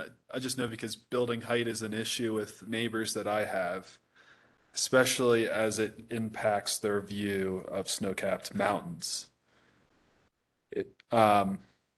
So what you're proposing is you could build 5 feet above building height limit without any additional approvals, right? You just are granted it in zoning. Well, for solar, right? Yeah. Yeah. So the roof's got to go to the limit. Can't Yeah. go above the limit. But the solar can go another 5 feet. Up to 5 feet more. And on an existing building that's, was built, whatever, before, for whatever reason, is at 38 feet, just the building itself, not, before code or whatever, managed to get that high. They could only go 2 more feet and then they'd have to go for a variance to go higher. Got it. So 40 feet is what we, and that was really based on looking at a bunch of other cities, and it was kind of a pretty darn common number, and everyone that municipalities are using, the municipalities are using. And But if it goes above 40, that would be a variance. And thank you very much. Is there anything in code that protects any viewscape from individual homes that would be considered otherwise? There is not. Okay. And the only reason why down in your neighborhood for the PUD that height was considered, it was a really contentious issue for the neighbors down there. And because they were requesting a planned unit development, doubling their density. So there was certainly something they were getting out of this. It was going to benefit the applicants. The board felt like there were other aspects that they wanted them to adhere to. I had never seen that done in this town. Okay. So that was the only time I had seen it, and it was, and it was a pretty short height, 24.1 inches, I think is where it ended up. So I had never seen that done, but certainly the board has the capacity to make that recommendation. And it was done because they looked at existing buildings in that area. Most of them are story and a half. And, with the exception of the brewery, it's like the tallest building down in that area. So the board really pressed down on that one and made them adhere to the height, and they were willing to do it. Normally the height in standard district for principal buildings, for main use buildings is 35 feet all the way across the town. And so I'm sure there are buildings that are above 35 feet, as Billy noted. They may have been built before the zoning code was adopted in 1981. Maybe, they, for whatever reason, they were built in the town at the time, didn't catch it or whatever. That's one of the first things I'm going to look at. I look at zoning aspects right off the bat. So I'm looking at setbacks, building height. For all solar applications, I'm always asking them, what's the height of the building? But there are, I'm sure buildings that are over 35 feet, but I think it's more on the rare occasion. And I think where it's more concerning is flat roofs. And we don't have a lot of buildings that have flat roofs, more commercial buildings in the town than, say, residences. But there are zoning districts that are close to commercial areas, and, it's not a huge town. So I had a neighbor. Thank you. I had a neighbor put a house in and wiped out the other neighbor's view, Yeah. totally. On First Street. But it was, done by the book. can you roll forward toward your microphone, Mark? Oh, okay. Thank you. So when I write these minutes later, I can hear you. Okay. Do I have to repeat? No, you're good. All Wiped out the view. I got it. I have a question, John. What was that? Oh, Yeah. Jonathan, when that PUD, the Little Bear went through, I remember Tanya talking about, like if there can be not, and I don't remember, she had terminology, or she might have been making up the word herself, but some kind of viewscape analysis or something. At the time, Lindsay Danforth was on the board Lindsay. of trustees and had asked that we explore the idea of view shed analysis. That was it. It kind of got into the discussion that it would be cost prohibitive on the part of the applicant, that applicant had many times already with that through the planning commission. I think he paid an architect 3 different times, and it kind of came down to, I'm not going to pay the architect. And I said, well, you can drop your floors from 9-foot ceilings to 7-7. You Yep. can drop your pitch from a 6-on-12 to a 3-on-12. And if you drop both floors to living standards instead of having vaulted ceilings, and you take away the gable and drop it to a 3-on-12, you can still use shingles, and your neighbors are happy, and you still get the same square footage of living space. Yeah, I was trying to talk them into dropping the ceilings. And Yeah. They were not very happy. And there was also a lot of architectural stuff that kind of got put onto that I'm not seeing, but I feel like that was less of an issue than the building height. But I thought that was supposed to have some decks and some cornices and some other things, but whatever. It's buildings. Windows. The view shed analysis, I think, really comes down to, I don't know, I think Jennifer's no longer on, but it came down to a legal question of, as a town, do we have the ability to put that extra burden Yeah. on landowner, developer, builder, and it's not clear enough. The only people that have really gone after view shed analysis is like Erie and Boulder. They have a lot more money to provide those view shed analysis Oh, so using the- LiDAR. The cities would do it for you. What is a view shed analysis? Essentially looks at any building property that you would have. And so you take the plot of land and you look around and go, okay, so if this building was to go here, it's going to take away the view from the southwest or the northwest. So basically, you could know before a building goes down, said neighbor is going to 100% lose their view and just be staring at, Their new Becca, Mark Stringfellow's stuff on Conger. It happened to Mueller. So it happens. It's done by the book, but it happens. Oh, yeah. Okay, I have a question. So the presentation that you're giving is primarily regarding the introduction of definitions and then concerning the height. But you said it's also that we could consider building ground mounts inside the setback. Is that correct?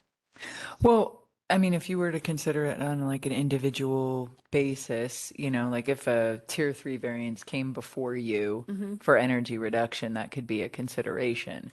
If somebody said, I'm going to have better solar here and I want to push forward for a variance so that I can build closer into the setback, that could be something that's done. We're looking at sort of blanket recommendations. So across the board, blanket recommendations from the subcommittee to improve solar in the town and promote solar. But somebody could certainly come forward for a variance. But what we're recommending here are blanket regulations for solar across the town. So it includes variance, it includes definitions, and then also these aspects from the zoning code. So beyond building height, the next slide is lot coverage. We were looking at the benefits of agrivoltaics. I spelled it wrong there. Darn it. See, I fixed it on the bottom. I didn't fix that one.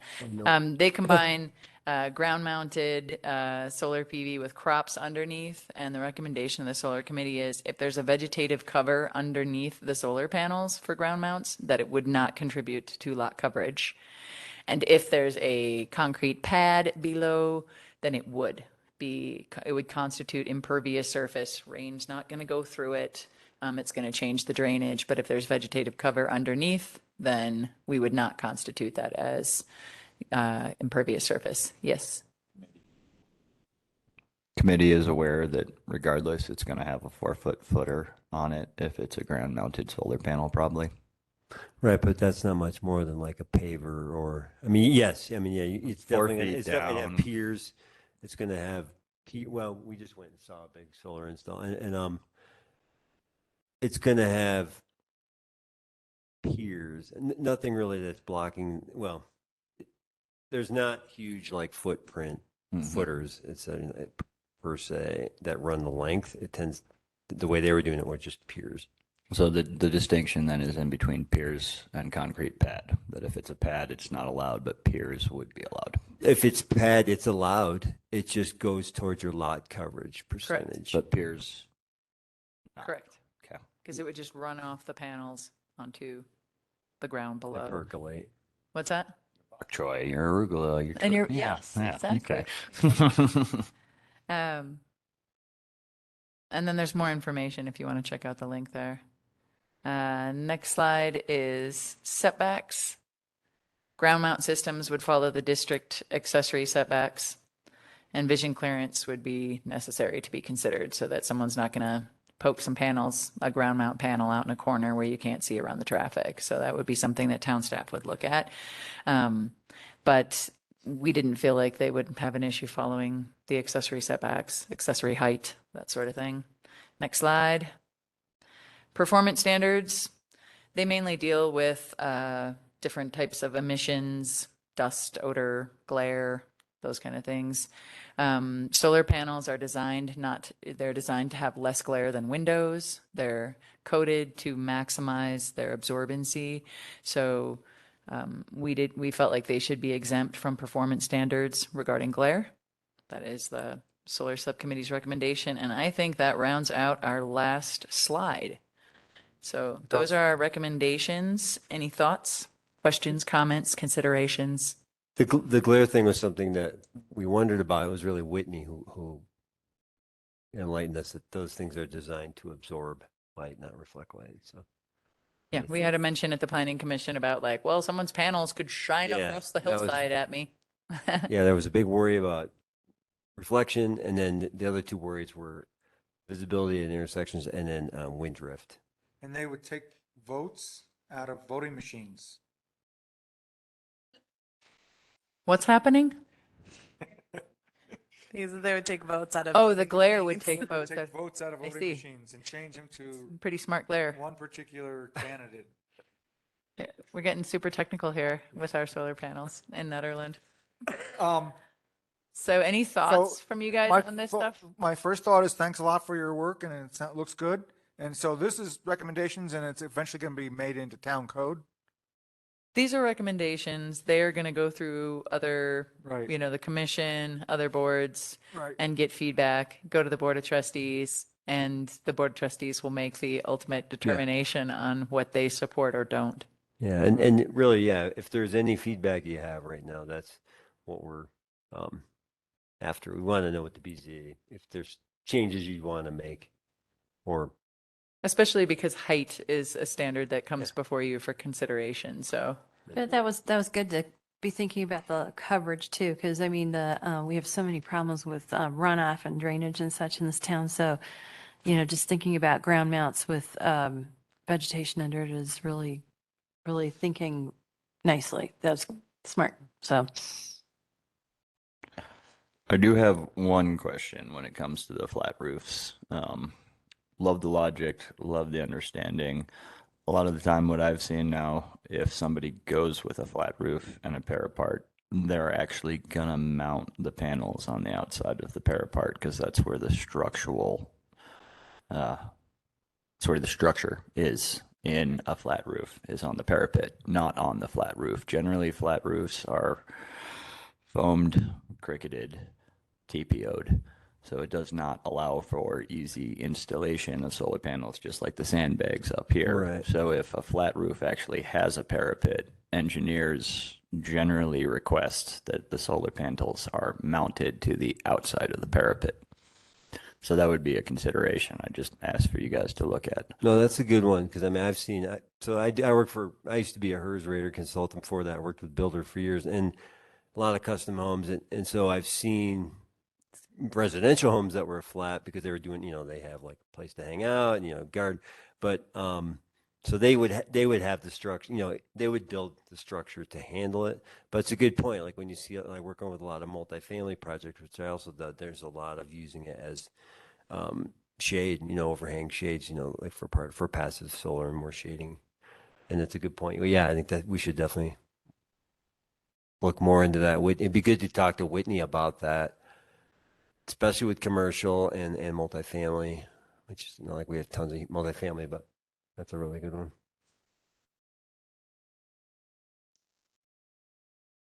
I did just want to note that Erica is back on in case we wanted to throw it to Erica if you had anything else to add.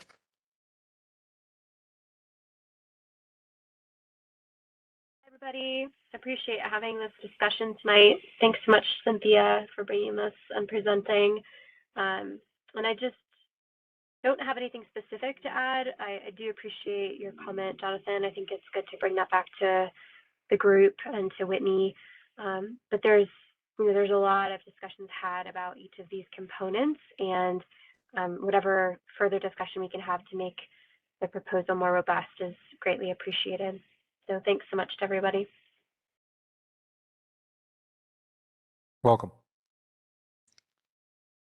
So just still related to this additional 5 feet for solar panels. Well, I guess first I just want to say, really impressive work here. It's cool to see that there's a dedicated committee putting this together. You're referencing industry standards and it's really detailed and you're removing hurdles to something that's really important. So all for it. I guess on this additional height limit, was there any discussion on limiting that to flat roofs? Maybe, I mean, that's a good point. Maybe I think the way we worded it kind of takes, it's kind of indifferent. It says from the highest point of the roof. I thought it was supposed to say highest point of the roof of the deck. And so that would, however the roof is constructed, whether it's flat or pitched. Maybe we assumed too much that pitched roofs would go flush, but that is not always the case. I mean, it can be cheaper, just with less, Mounting. metal, and less cost and less install time. But I mean, it just depends. The building could be oriented wrong too, and so there's that. No, we didn't, and that's something we should probably also figure out if we should I get guess more specific with wording. Yeah, and I think I guess the intent with that question is maybe that would reduce some concern of people that want to keep a certain view shed, that they could look at Yeah. and see if, oh, there's no flat roofs, nothing to worry about. No concern, just something to think about. And what did that one slide say? Whoever's got it. Andy, because I never got to edit it. And the first part of it talks about Talking about the height one? lowest, best positive. What's it say? I can't remember.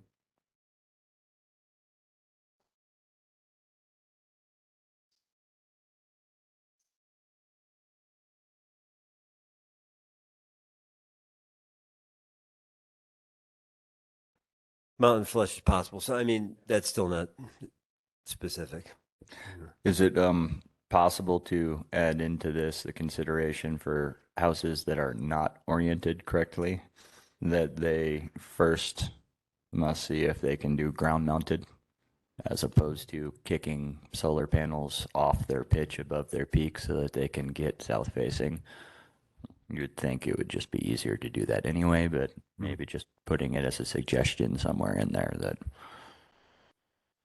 But yeah, I mean, that's a good suggestion. discussion for you guys. I Not, think it's costlier to do ground mount than it is to do roof mounted, just as a, well, as long as it's on a southern plane, but I can imagine a gable being facing north and then somebody coming off to get Yeah, the south facing, basically creating a view shed issue. yeah. No, it's a good point. I think we should talk more about, because like Whitney's a good one, because she'll have all these, they do a lot of, installs on existing buildings. And she might have a clear way of thinking through this or getting more specific on that. But the general info that she verified was that a roof mount is less expensive, so people are going to choose it. Now, it may not work for a bunch of reasons, and the ground mount might be a better choice.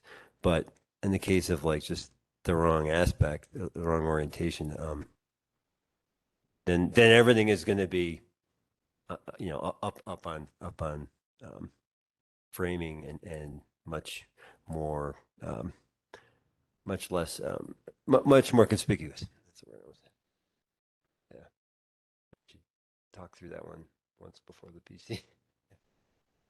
We spent probably half our time or more just talking about building height. All this other stuff went through probably less than half time was everything else. yeah, and 'Cause we I were would not say in- Billy and I were the most concerned about it Yeah, because we were initially like, no. Talking about building what? Building height, at Building like height. letting it exceed 35 feet. It was Otherwise, you get It's not stuck that we're on with a same huge page on. guy up there and try to suck in a lot of money from the sun.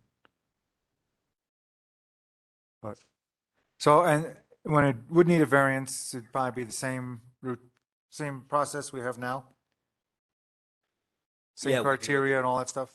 there'd be a new part of code that would be specific to these, and then Okay. so we'd be doing those A through E powers of the board. If it satisfies A through E, but yeah, the code thing we'd be up against would be this 40 feet. Yeah. And then if there was something that came before this board that was for energy reduction, like a tier 3 variance, then it would be the same criteria. wall considering, as you did a little bit with Jeff, where you said, okay, if he's trying to have a solar home, then having it where the solar is going to be more accentuated, makes sense. But, obviously his was a dimensional variance, not for energy use, but if there was something like that, or just a standard for roof height. Wait till he does his building plans. What's that? Wait till he does his building plans.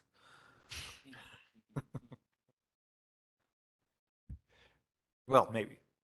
Not your problem.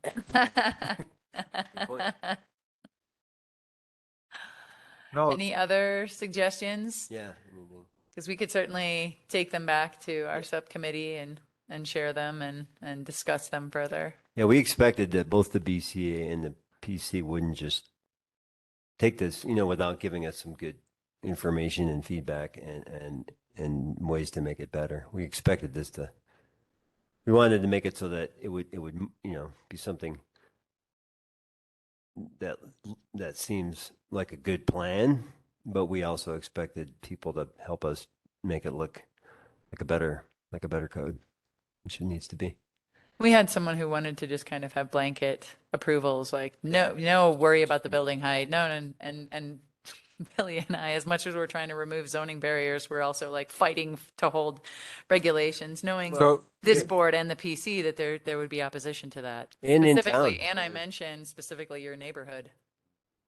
I mean, you're balancing, and it looks to me like you're balancing what, the whole purpose of what we have setbacks and all that other stuff for the quality of life of people who live in that area. And you're balancing that with trying to maximize solar and save the planet. Yeah, while still respecting that there Right. are, Yeah. code requirements Yeah. and not just kind of go ahead and do whatever. So we were trying to Right. adhere to standards, but also considering where those standards could be flexed in a way that could support solar, but, without being too egregious. Yeah, I appreciate you said that because I know I brought up concerns about building height, but then on the other side, I feel that we should just do as much as we possibly can, as fast as possibly can. So I really appreciate you guys have been trying to balance that as much as possible. Yeah, the goal of the thing was to reduce barriers, but we're also like, we know there's going to be, not everyone in town likes solar, and that is okay. It's true. So we wanted to create something that wouldn't just be everything's fair game. You can do whatever you want, and then just have those people who don't like solar see, it just have it thrown back. Well, you probably get some pretty crazy stuff too. So we didn't all agree, but we tried to find a middle ground that we Yeah. could all agree to. Which we did. And I would say that Billy and I were the most conscious of, simply because he sits on this board, I clerk for this board, and also the planning commission. So we, certainly hear the opposition from some folks, and some folks do not support solar. So as much as we want to support solar and everyone Totally. on the board is very committed to that, we also want to consider that, neighbors do have concerns about height. They do have concerns about panels or snow blowing in around a ground mount, and making a berm there of snow. So we did talk a lot about these things, but building height was more than one meeting. More than half our time, for sure. Yep. Thanks. Yeah, thank you guys. Thank you guys. Let's see. So, thanks for the presentation. Now we got, wait a minute. It's a staff report and I just realized it's really old. So, Really? right? It was from like June 8th and I'm like, I don't know what happened, but that's how I'm just going to verbally, sorry, Cynthia. I'm going to verbally really quick. Town staff report. Yep, but I'm going to do a new one, a verbal new one. So 2 shout outs to staff. First is Nikki Dunn, who is now the CDOT certified flagger trainer for the town of Nederland. This is something Nikki's been striving for years and was finally able to accomplish that. So she can now train anyone and everyone who wants to be a flagger. So a huge shout out to her. Second shout out is to Chris Caligaris. So many of you know the utilities department is going through quite a few changes. And for the entire month of June, Chris Calgaris was our only employee there. And he worked every day for a month straight. And we're not just talking like going to work every day, it's being on call every day. And he worked a ton of hours, did it with a smile on his face. Never once did I see how he was stressed. He just really rolled with it. He had to go out on medical leave at the beginning of July. And so we luckily have a new team coming, one of which is Andrew, who's going to join our utilities department. So we're building back the staff, but just a huge shout out and thanks to Chris for keeping us afloat while we navigated getting a contract ORC on, as well as those staff members. While the COVID data in the packet is wrong, it is still, unfortunately, we are seeing quite a spike. And so the utilities team takes COVID samples twice a week. And we did learn that our COVID sample from last Thursday was the highest that it has been in 2020 so far. So we're seeing quite a bit of a spike. 2020 or 2020? 2022. See, I don't even know what year we're in, all right? 2022, highest spike we've seen so far this year. So something we're definitely monitoring, and we'll continue. Yeah, we get it out of the wastewater. Yeah. So we're obviously going to keep testing. I don't know the exact amount. I just heard just kind of a quick notification. They'll report it to Boulder County Public Health, who will ultimately monitor it and start to assess if there's any sort of restrictions needed. We're not at that level, but it definitely was a concern to have it be the highest we've had so far. In 2022, this year. So obviously in prior years, we saw huge spikes, but this year in 2022, it hasn't been that way. So this was an alarming test for the year that we're in, the calendar year we're in. So you had a spike last fall probably, right? Oh, of course, yeah. We've had a few spikes. And actually there was a lag in testing. So originally we had funding for testing. It went away. CDPHE actually just brought it back. So we've resumed testing and we're able to provide that data. Unique thing about COVID testing is municipalities can elect to do it or not. And a lot of them have chosen not to. It is more work. But Nederland, we felt like it was very important and have continued to do so despite even the staffing shortage. Sample the water for other stuff. Right, COVID. right. It's like not that hard to pull the extra sample.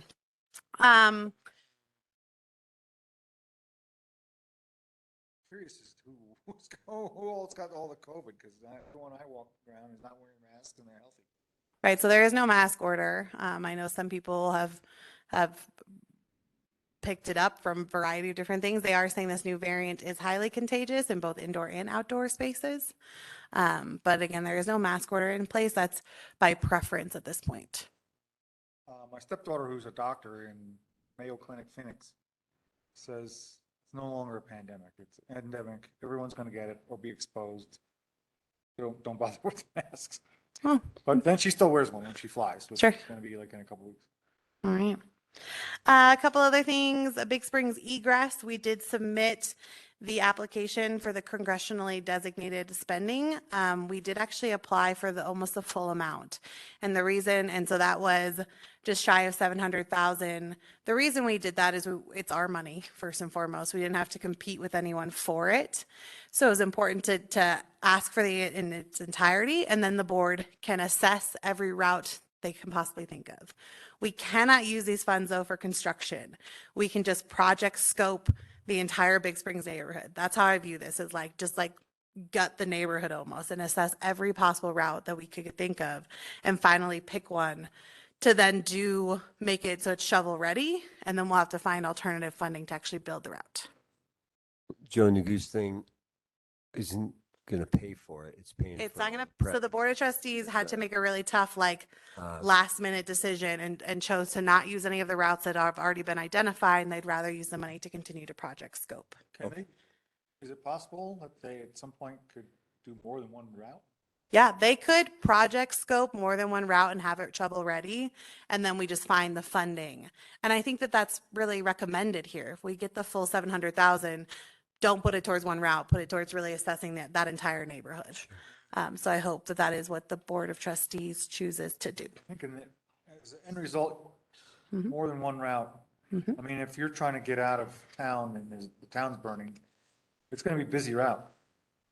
So if you have 2 or 3 routes, especially going up to, the mountainside there, Mm-hmm. It's better than one round. Yep. Yeah, the more, the better. Is the sorry.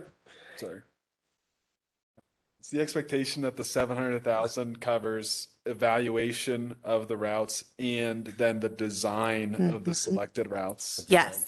So that all we have left is to find funding for construction.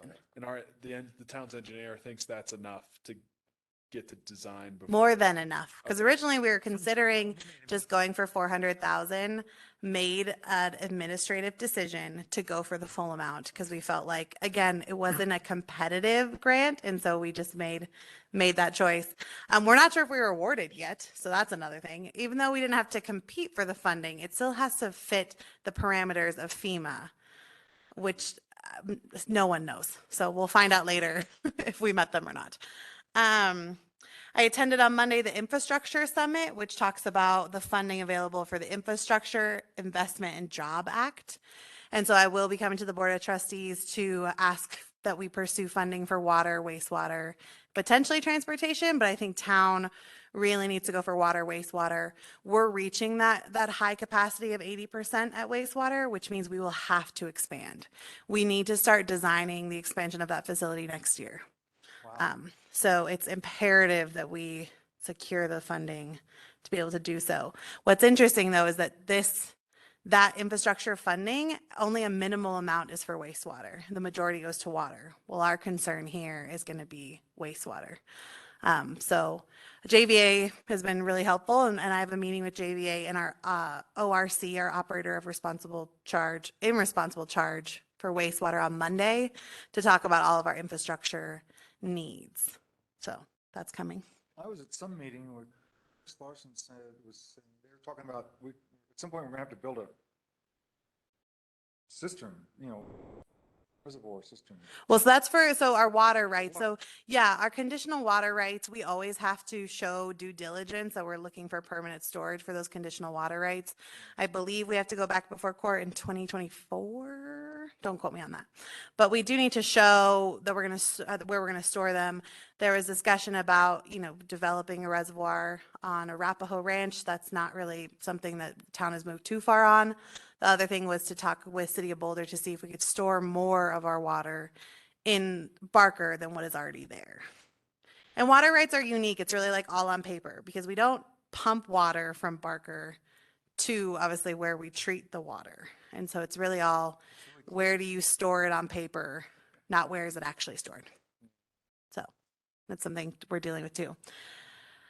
We had an advisory board and commission collaborative meeting last night, 2 nights ago, and Jonathan and Andrew were there.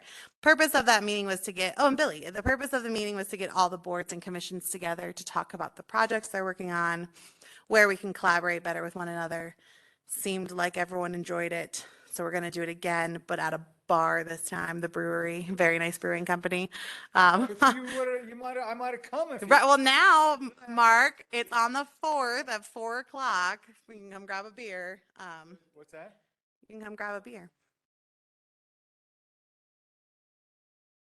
at 4:00. Very nice. Yep. We're going to rotate locations every month. And the last couple of things, town has been invited to, so I've been invited to be a speaker at a couple different conferences, which has been really cool. Did the Colorado Municipal League a couple weeks ago where we talked about too few heads, too many hats. And I actually couldn't physically attend because I had to stop everything I was doing to come here and deal with utilities. So it was like the perfect example of obviously town is incredibly short-staffed and all the things that all of us do. And then next week, I'm going to be a speaker at a conference to talk about kind of promoting from within my transition into town administrator from starting as town clerk and what that really looks like to invest in your own staff and work them through the process. So that's been a cool opportunity. And I appreciate that people are looking to Nederland as kind of one of those leading small communities and how we're navigating some of these challenges. So sorry, Cynthia, that's all verbal, but that's the report. And it's election time, last thing. Election time, ballots will go out on August 1st. They're due August 23rd. There will be a meet the candidate on, Billy, do you know off the top of your head? August 9th at the library. people are voting for one mayoral candidate and one trustee candidate. So encourage everyone to vote in this special election. Someone have a piece of paper? I can write that down. Sure. Write down those dates. I don't have a pen either. That's my report. What an awful chair, huh? Doesn't bring a pen. Do you need a pen? It's all about the gavel. Questions? All right, so wait, Ballots out August 1st. We're gonna have, per Jonathan's suggestion, we're gonna have a couple more candidate forums too. Already got the okay, actually today from Nederland, very nice, and Steve's talking to Salta. So we'll probably have at least 3 more. And then I got floated by there's 5 people, 3 people running for a trustee position, and Tom and I running for mayor, and who's running for mayor? Tom Mahold. Remember, he was in the BZA for a while when we never met. Yeah, when Poor guy no one. never saw a variance in almost 2 years being on BZA. He was, So the board is short now. The board of trustees is 5. And so this will help to fill all the vacancies on the board. And yeah, in theory, if Tom wins that mayoral seat, then the board will have to look at appointment. so the ballots not- are out August 1st. Are they already got candidates' names in them? Yes. And then the candidate forum is August. Me and Tom, and then it's Jesse, Steve, and Riley are running for trustee. Yeah, Jesse Severs, Candidate forum is- Jesse Severs, Yeah. Riley McAllister, and Steven Sepik. Yep. Is that right? So candidate forum's August 4th? No, August 4th is get Is the the very board. nice for some beers with the advisory collaborative. August 9th. And August 9th at the library, I think, or the, Yeah, library. Why don't you have that at the? They are. Very nice. and then the other ones at Nada Root and very nice. We Okay. got to figure that out. All the candidates we're gonna And figure. ballots are due Together. August. August 23rd is election day. All right. Yeah. We already need Change people the in mix. this board. This board's already low, right? There's a lot going on. Yeah. Yeah, we're already short one for this board. So yeah, the alternate. We need one alternate. Springfield bailed on us. Well, actually, we never filled Karen Fletcher, so we've been down this alternate now for 2 years. And So she bailed, she Tom. decided not to do it. right, so but that was 2 years ago, and we haven't been able to fill it since. So Yeah. Yeah.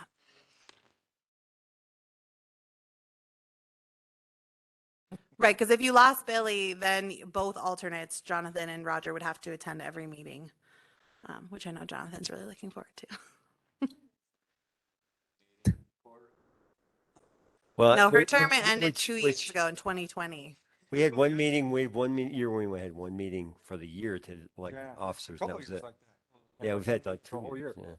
Yeah. And that was to approve minutes or something. We- And then That's my staff report. I don't know if there's questions. Thank you. For staff. I'd say go staff. Go Thanks staff. for I your agree. hardworking staff. Yeah, that's impressive and I'm sorry and terrible that you too many too many jobs, not enough heads, Like the- and then you couldn't go because there was. It was like the perfect presentation actually I've ever given because I was like, they had me on the video screen, which is great, but it was very fitting of like, you just stop everything you're doing and you figure out how to go fix it. But it's fixed. Andrew's coming and it's fixing itself. So actually, the great story is June, we went down to 1 staff. As of Tuesday, I will have gone from 1 staff to 5. So I have 3 part-time, we have 3 part-timers and 2 part-timers, 3 full-timers. So in 30 days, we were able to recover, which I That's think good. is That is impressive. incredible. Yeah. Because I saw like a whole page or something of ads for people for all Gilpin County positions. Yeah. We're- We're still down a streets operator. We'd like another utilities operator, but this is after Andrew and Brittany get trained. And then always police department. Oh, yeah. Well, I'm a retiree. Sticking to it. You know, most of my life, well, actually, I was one of those rarities that worked at one place for like 27 years. But before that, there was always like 100 people applying for any job I ever applied for. It was, yeah. Oh, was Boulder County down too?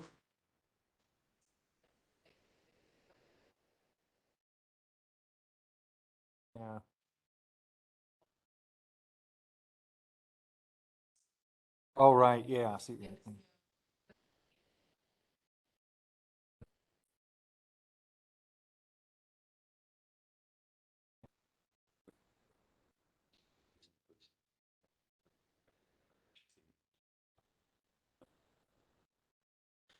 Yep. Yeah, so it serves him right for bailing on Ned. I'm gonna tell him that. How dare you? But we're recovering. That's the good news. I went Yeah. down today, it was hot. Went for a hike up here and it wasn't too bad. Oh. What Um, would, So I think was it the IGA with the county? Yeah. We've been discussing annexation for a while and the pros of broadening the town just from a standpoint of more people could volunteer and more people, we'd have a bigger tax base and stuff. How is that going? So the IGA was extended through December 31st as written, but the Board of Trustees is currently working on an annexation policy, which they want to have in place before they either renegotiate the IGA or just let it expire. And they actually have a work session the last Tuesday of this month to talk about that annexation policy. And basically, what it does is it kind of stipulates, based maybe on parcel size, when they might go to a vote, what requirements would need to be in place for someone to be considered for annexation. Jonathan, what else am I missing? It's just kind of a. Dealing with all the density questions that came around when the IGA discussion, essentially all the issues that came up 3 years ago, 4 years ago when we tried to, I guess it was 3 years ago when we tried to renegotiate this IGA, seeing that it needed to happen back then. There was a lot of concern from community members as well as outside peak to peak regional members that we were trying to annex Ridge Road and other places, and not a lot of functional understanding of how the state statute actually works and the fact that we can't do that because it's not legal. So we're trying to establish basically an annexation policy that lays it out in clear layman's terms. This is how annexation works, so that when we go back to rediscussing the IGA, we can center that discussion being focused on planning and as a planning document, and try to pull it out of where the community thinks it is, which is we're trying to annex things because we want money. It's not the case. So I thought, now to annex something, you have to have a vote, right? the person has to request to be annexed. They have to be continuous with town lines. They can't increase density. But currently, there is no requirement to have a vote, but what is one of the proposals is if your parcel, and I don't know the exact amount Eric was proposing, but if your parcel is of X size, that you would go to a vote of the Nederland voters. It's still debated among the BOT right now. Some Right. people want to vote for every single house. Some of us think it's kind of absurd if somebody's already on town water, town sewer, that they can't just annex in with town administrator approval. Because it would cost a significant amount of money to put that on a ballot so that everybody in town can decide so-and-so can now be a part of Nederland. But there is issues with density, and yeah, it's a debate whether or not it's going to be acreage or lot size or whatnot. It's basically any PUD, anything above 10 acres would be straight to the people, I think is the consensus, but we still have to dial that in. So that will be the work session. And it's all case by case basis. So when it was presented some years ago, there was a lot of concern by people, both outside who were on the fringes, because we had some interest in people wanting to annex in, and other people who are like, no, we're great. We're in the county. Thank you very much. Yep. And then, other folks who are interested in annexation, folks who are not. And one of the points that was really challenging to make clear was this has to be requested, and it's on a case by case basis. It's not a blanket, we're just going to annex all these subdivisions around us. This is, they have to request it. They have to go through this process. It's not a fast or inexpensive process to undertake at all. And so because of, I think, the way that it was kind of discussed, and then there was, years of discussions between the town staff for town and the county planning staff. And so there were folks who felt like they were in the dark on that. And that's where this discussion of Ned should have a vote And, Ned voters should be able to weigh in on it, and it's not on, 6 people on the BOT to make this decision. So there was that, and then there was also discussion about utilities, because Big Springs is not on Right. sewer yet, so. Well, someday. So it is in the master infrastructure plan to extend sewer, but the big question becomes who holds the cost of that? Is that something town does for the residents? Is that something the residents pay into? If it's the residents, is it just Big Springs? Is it the whole community?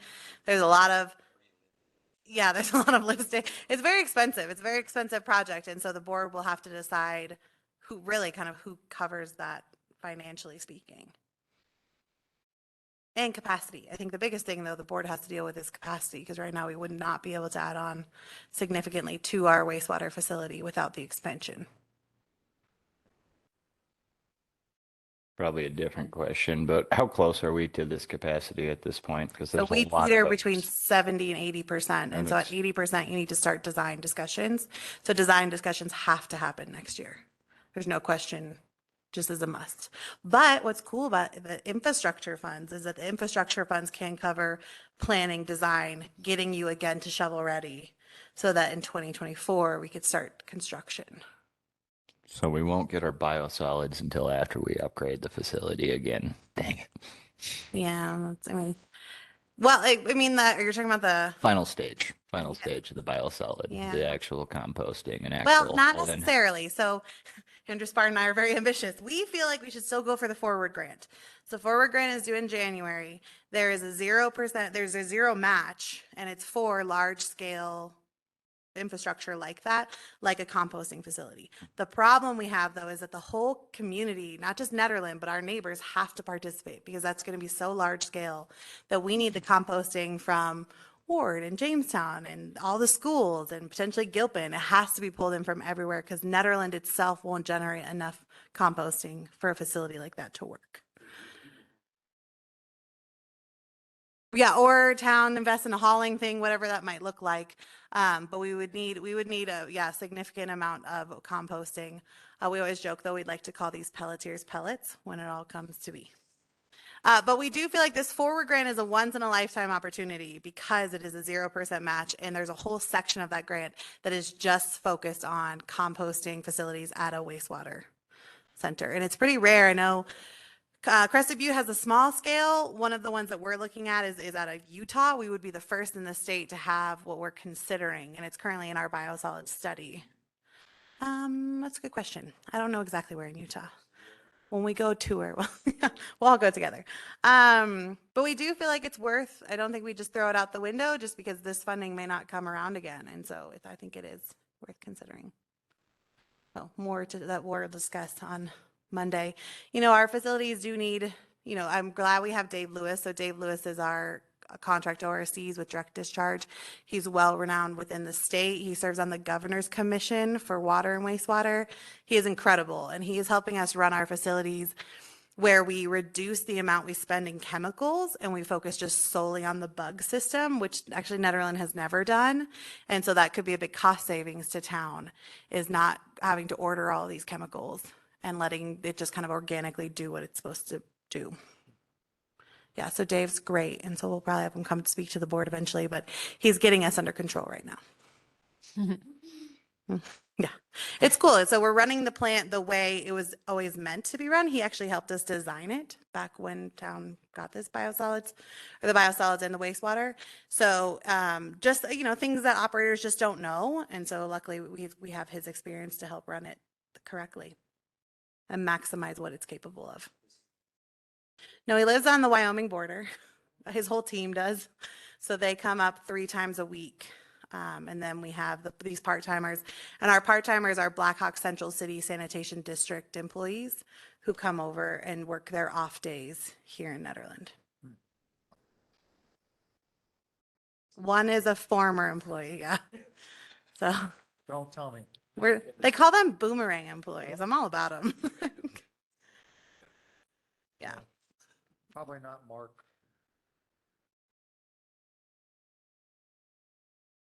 Every once in a while he writes a letter about how bad Nederland is. Who? the government. Oh, yeah. Baumars, I guess. Not that person.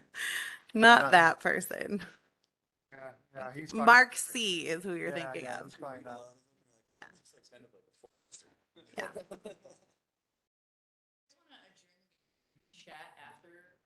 Motion to adjourn. I second. Second, third. Chair Mall. You are gonna hit the gavel here? Can we do team approved? Adjournment? For a moment. No vote? Everybody wants to adjourn? Yes. Yay. Yes. Voice vote.